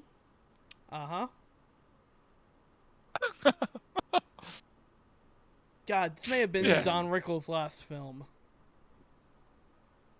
I did not know. This looks like Don Rickles. Let's see. Ooh. No, Toy Story 4. Oh, that's a better route to go on. All right, yeah. But it was like archive footage. No. He was slated to reprise his role in Toy Story 4, but died before they used archive. Oh yeah, they used archive footage for Rickles. Oh, okay. So Zookeeper was his last film. Oops. This is not a dark joke I make. Anyway. Oh my god. Thank you, Max, for coming by and watching some fun cartoons with us. This was very good. Thank you for having me again. This was fun. When we do cartoon movie, we'll email you, and we don't answer. We understand. Okay, yeah. Man. Do you have anything to plug? Yeah. So I just started a coffee, ko-fi. It's like Patreon. Okay. Yes. Okay. I thought you meant like you started your own like coffee as in I like. just started drinking coffee. It's fucking great. Have you ever had coffee? Good. Yeah, coffee good. Coffee good. Coffee good. Yeah, I just started that. I'm doing commissions off of that now. They're really specific. I realized that I have to say, typically hate most commissions I have to do, but if I make it like my show where you basically have to give me 3 words and I draw the thing and I give it to you and there's no refunds, that's perfect. So check that out. It's just CB Artist, coffee, and the link's on my somewhere. Twitter, Twitch. My Twitter, yeah. Check out my Twitter. Right. Max has had some beautiful streams, like almost all day long streams, where he will literally set up an easel, canvas, and throughout the entire day take a course of 9 words, like a new word every hour, and incorporate all of them into what he believes it would be. So you get this like beautiful Bob Ross painting of something like, Max, do you have like an example of what even just like the word combination would be? Because it would be some. Yeah, go for it. Cloaca and butter were involved. So... yeah, it would be also, like a flabby, gaseous cloaca butter. Yeah. There's one other one that was it was, I don't know if anybody here is a Battlestar Galactica fan, the more recent series that came out within the past, oh my god, I think pre-2010, but Edward James Olmos decided to paint him looking at a very old lizard that was supposed to be sexy and like wanted to fuck it, but like giving him her the eye like and then there's also like a cat looking at that lizard too. So I plan on doing another one of those soon. It's been actually months since I've done one of those, but yeah, come on by for that. That check out the show. I do it every Monday and Wednesday from 7 to 9 p.m. It's just so interesting seeing it all come together. Like, it's so Thank cool. You. Thank you. I have some game recommendations, if that's okay. Oh sure. Yeah, by all means. Oh my god. So I somehow fell into an RPG like into 4 RPGs at once. I don't know how. I feel like that. Fantasian is so good. Fantasian is one of the hardest JRPGs I've played. It is also probably Hironobu Sakaguchi and Nobuo Uematsu's last JRPG. So that is the one for Apple Arcade, if I'm not mistaken. Yes, that's right. Yeah, and which I good thing I have an iPad. Same here. Apple Arcade. It's worth it. It's absolutely worth it, and it's super good. Okay. And what was the other game? There was another game. Oh, I've been playing Psychonauts 2. Oh, I heard good things about that. Which I don't have. Either of you played the original Psychonauts? Yeah. A long time ago. I owned it on Steam. I got it on a bundle one year, and I played it then. And it's very good. I love that original Psychonauts. I played it on Xbox years ago, and I have a key for 2. I backed the Kickstarter, but I also want to go and replay 1 before playing 2. Yes. Yeah, I made it the same actually. Yes, and actually, there was also a VR game called The Rhombus of Ruin, which is actually like an integral in between things. But if you can't play it on VR, you can always watch the whole thing on YouTube. It's very quick. But Psychonauts 2 is great so far. I really love it, and so those 2 games, and I've been playing Breath of Fire 4 for the first time. Oh, My friend from Brazil was like, she was trying to figure out, like, I played this RPG when I was a kid, and I can't remember what it was. We finally figured out it was that, so we started playing through it again together. And she already beat it, but I'm definitely over halfway at this point, and gorgeous pixel art. Holy shit. Capcom. Yeah. I don't understand. I'm very picky about what kind of art I like, and Capcom just like hits it so hard, like back in the 80s and 90s. It's like nobody quite hits it the way they do. Yeah. I really want them to make another RPG, because I'm with the exception, of Monster Hunter Stories. Oh yeah, which is a pretty solid RPG. Yeah, but like a non-Monster Hunter. Like, Oh, like, yeah. Honestly, like I really like the art design in general for Breath of Fire 4. Like you look at like the actual like hand-drawn shit, it's really good. Oh, And God, like, because that was the last like traditional one they did, and they did fucking the weird CGI one for the PS2. Yeah, Dragon Quarter, which I have no idea what that game looks like. I heard it was really weird. It was bad. It's because they shifted from the cool like 2D art style to 3D, but like you know how like late 90s, early 2000s 3D wasn't as wasn't as smooth. Like think like blocky Lara Croft. Yeah, It works for horror. It doesn't work for non-horror. Yeah. Because Breath of Fire 4 was 2000, so that came out the same year as like Legend of Dragoon and that was the banger. The banger fucking no there was a Final Fantasy just like fucking everyone got the Dragoon, fucking Chrono Cross in the States. Wow, fucking what's his face? We were. What's that fucking the other one that kind of ties to the Final Fantasy 12 shit? When Ashley Riot. Vagrant Story. Vagrant Story. Yeah. I went back and started a file in Vagrant Story this year. That is one of the most beautiful PlayStation 1 games I've ever seen. Like on a technical level, they have moving mouths, and I'm like, they did that on the PlayStation 1. I wish someone would just fucking clean. Like I want what they did for FF8, where they just clean up the sprites and put it on a system I can play it on again. Yeah. Also, interesting battle system too. On presentation, everybody should look at Vagrant Story because it's colors, cinematography wise. If they're gonna remake, like I don't need pixel remakes of all the other Final Fantasy games. We already have that. No. I want a remake. If I could get a remake of fucking anything from Square, especially in the new battle systems that they have, I want a remake of the Bouncer in the Final Fantasy VII remake battle system. Tell me I never played the Bouncer. Rock fucking tits. The problem with the Bouncer is it played fine, but it was like 90% cutscenes, 10% Bouncer, and 4 hours long. Oh, shit.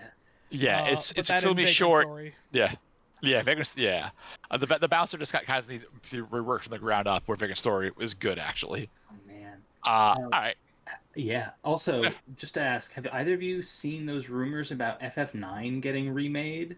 I have. So something. Yeah, I saw that. I wonder what's going on with that because like there's that French cartoon coming out next year, right? Which apparently a lot of the people who are working on that cartoon worked on FF9.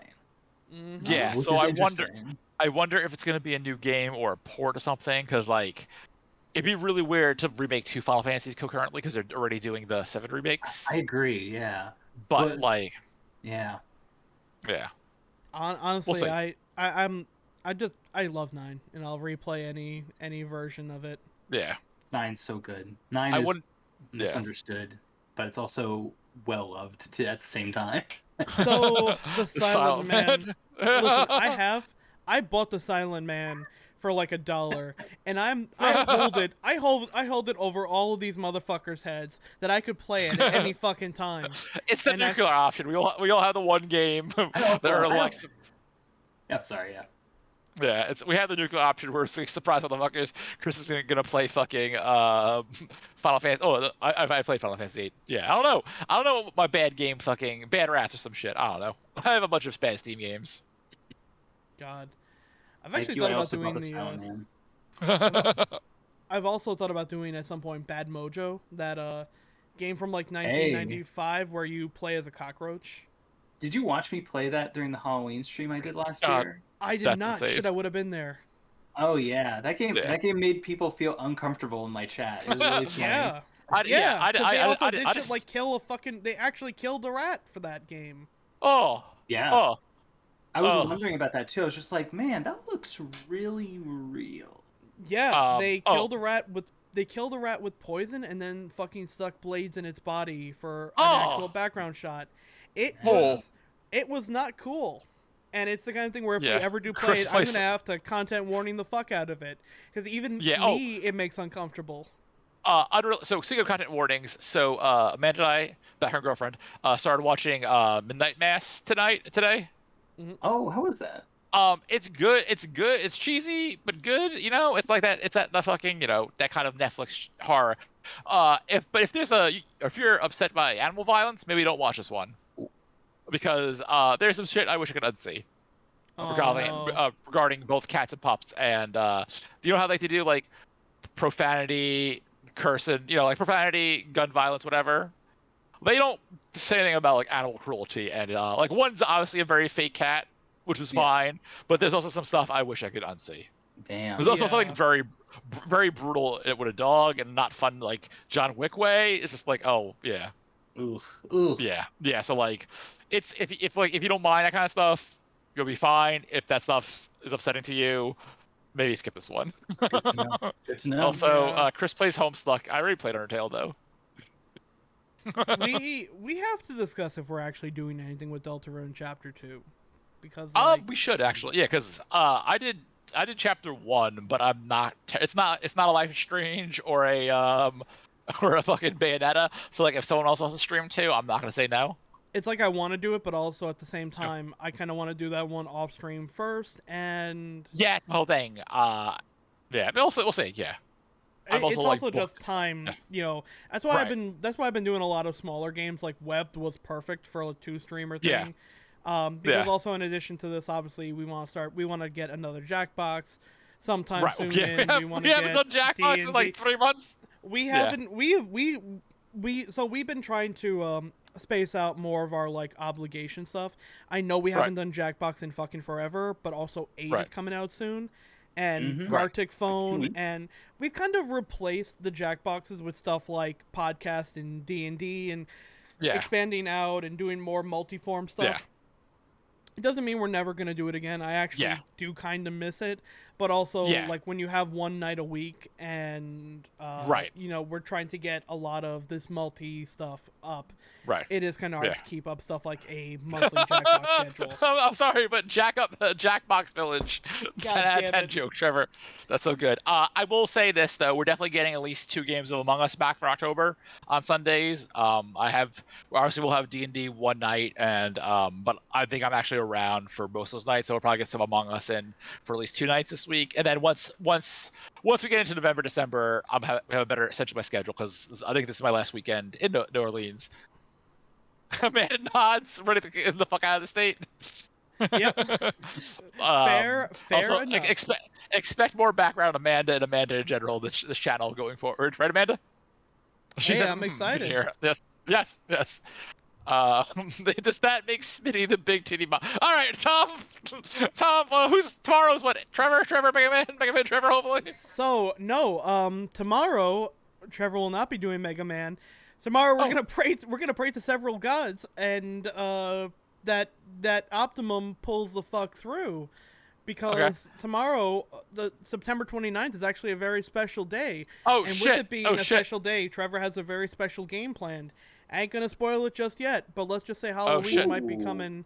We're starting Halloween season off a little early. With tomorrow. Cool, cool. Starting next week, we'll be properly in October. So, do we want to actually pull the curtain behind what we got planned for October?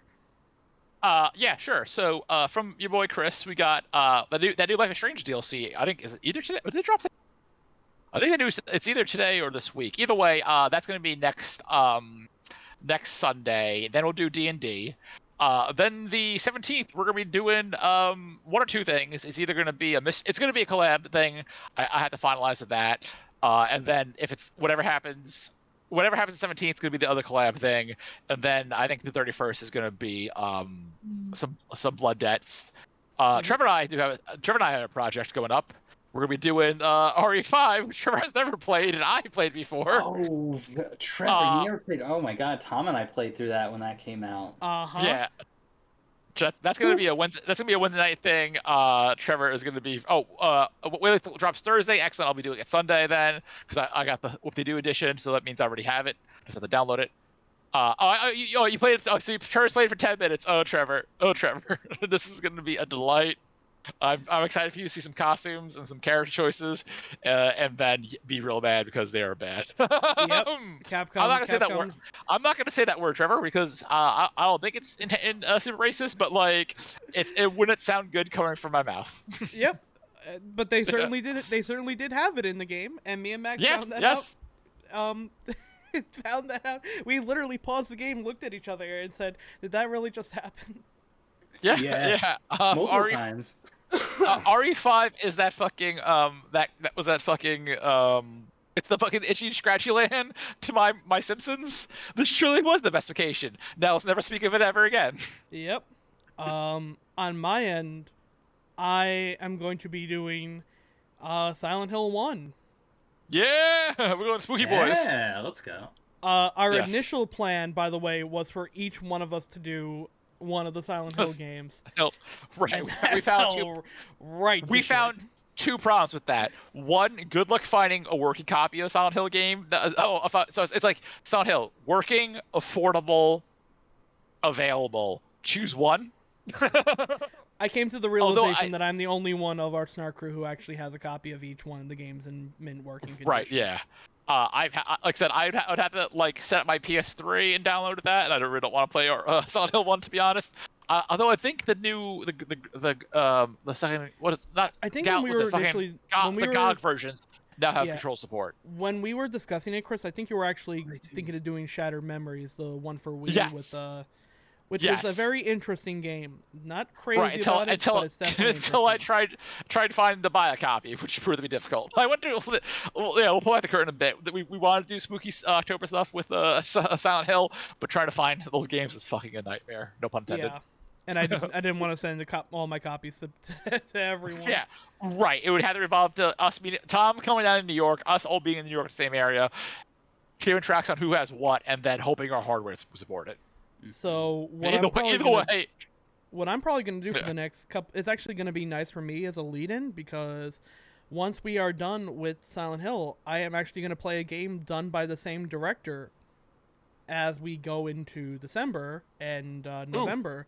I am going to tackle both Gravity Rush games that I care a whole lot about and know a whole lot about. And yeah, the director of Silent Hill also did Gravity Rush, and there are definitely some parts in that game where you can tell he did it.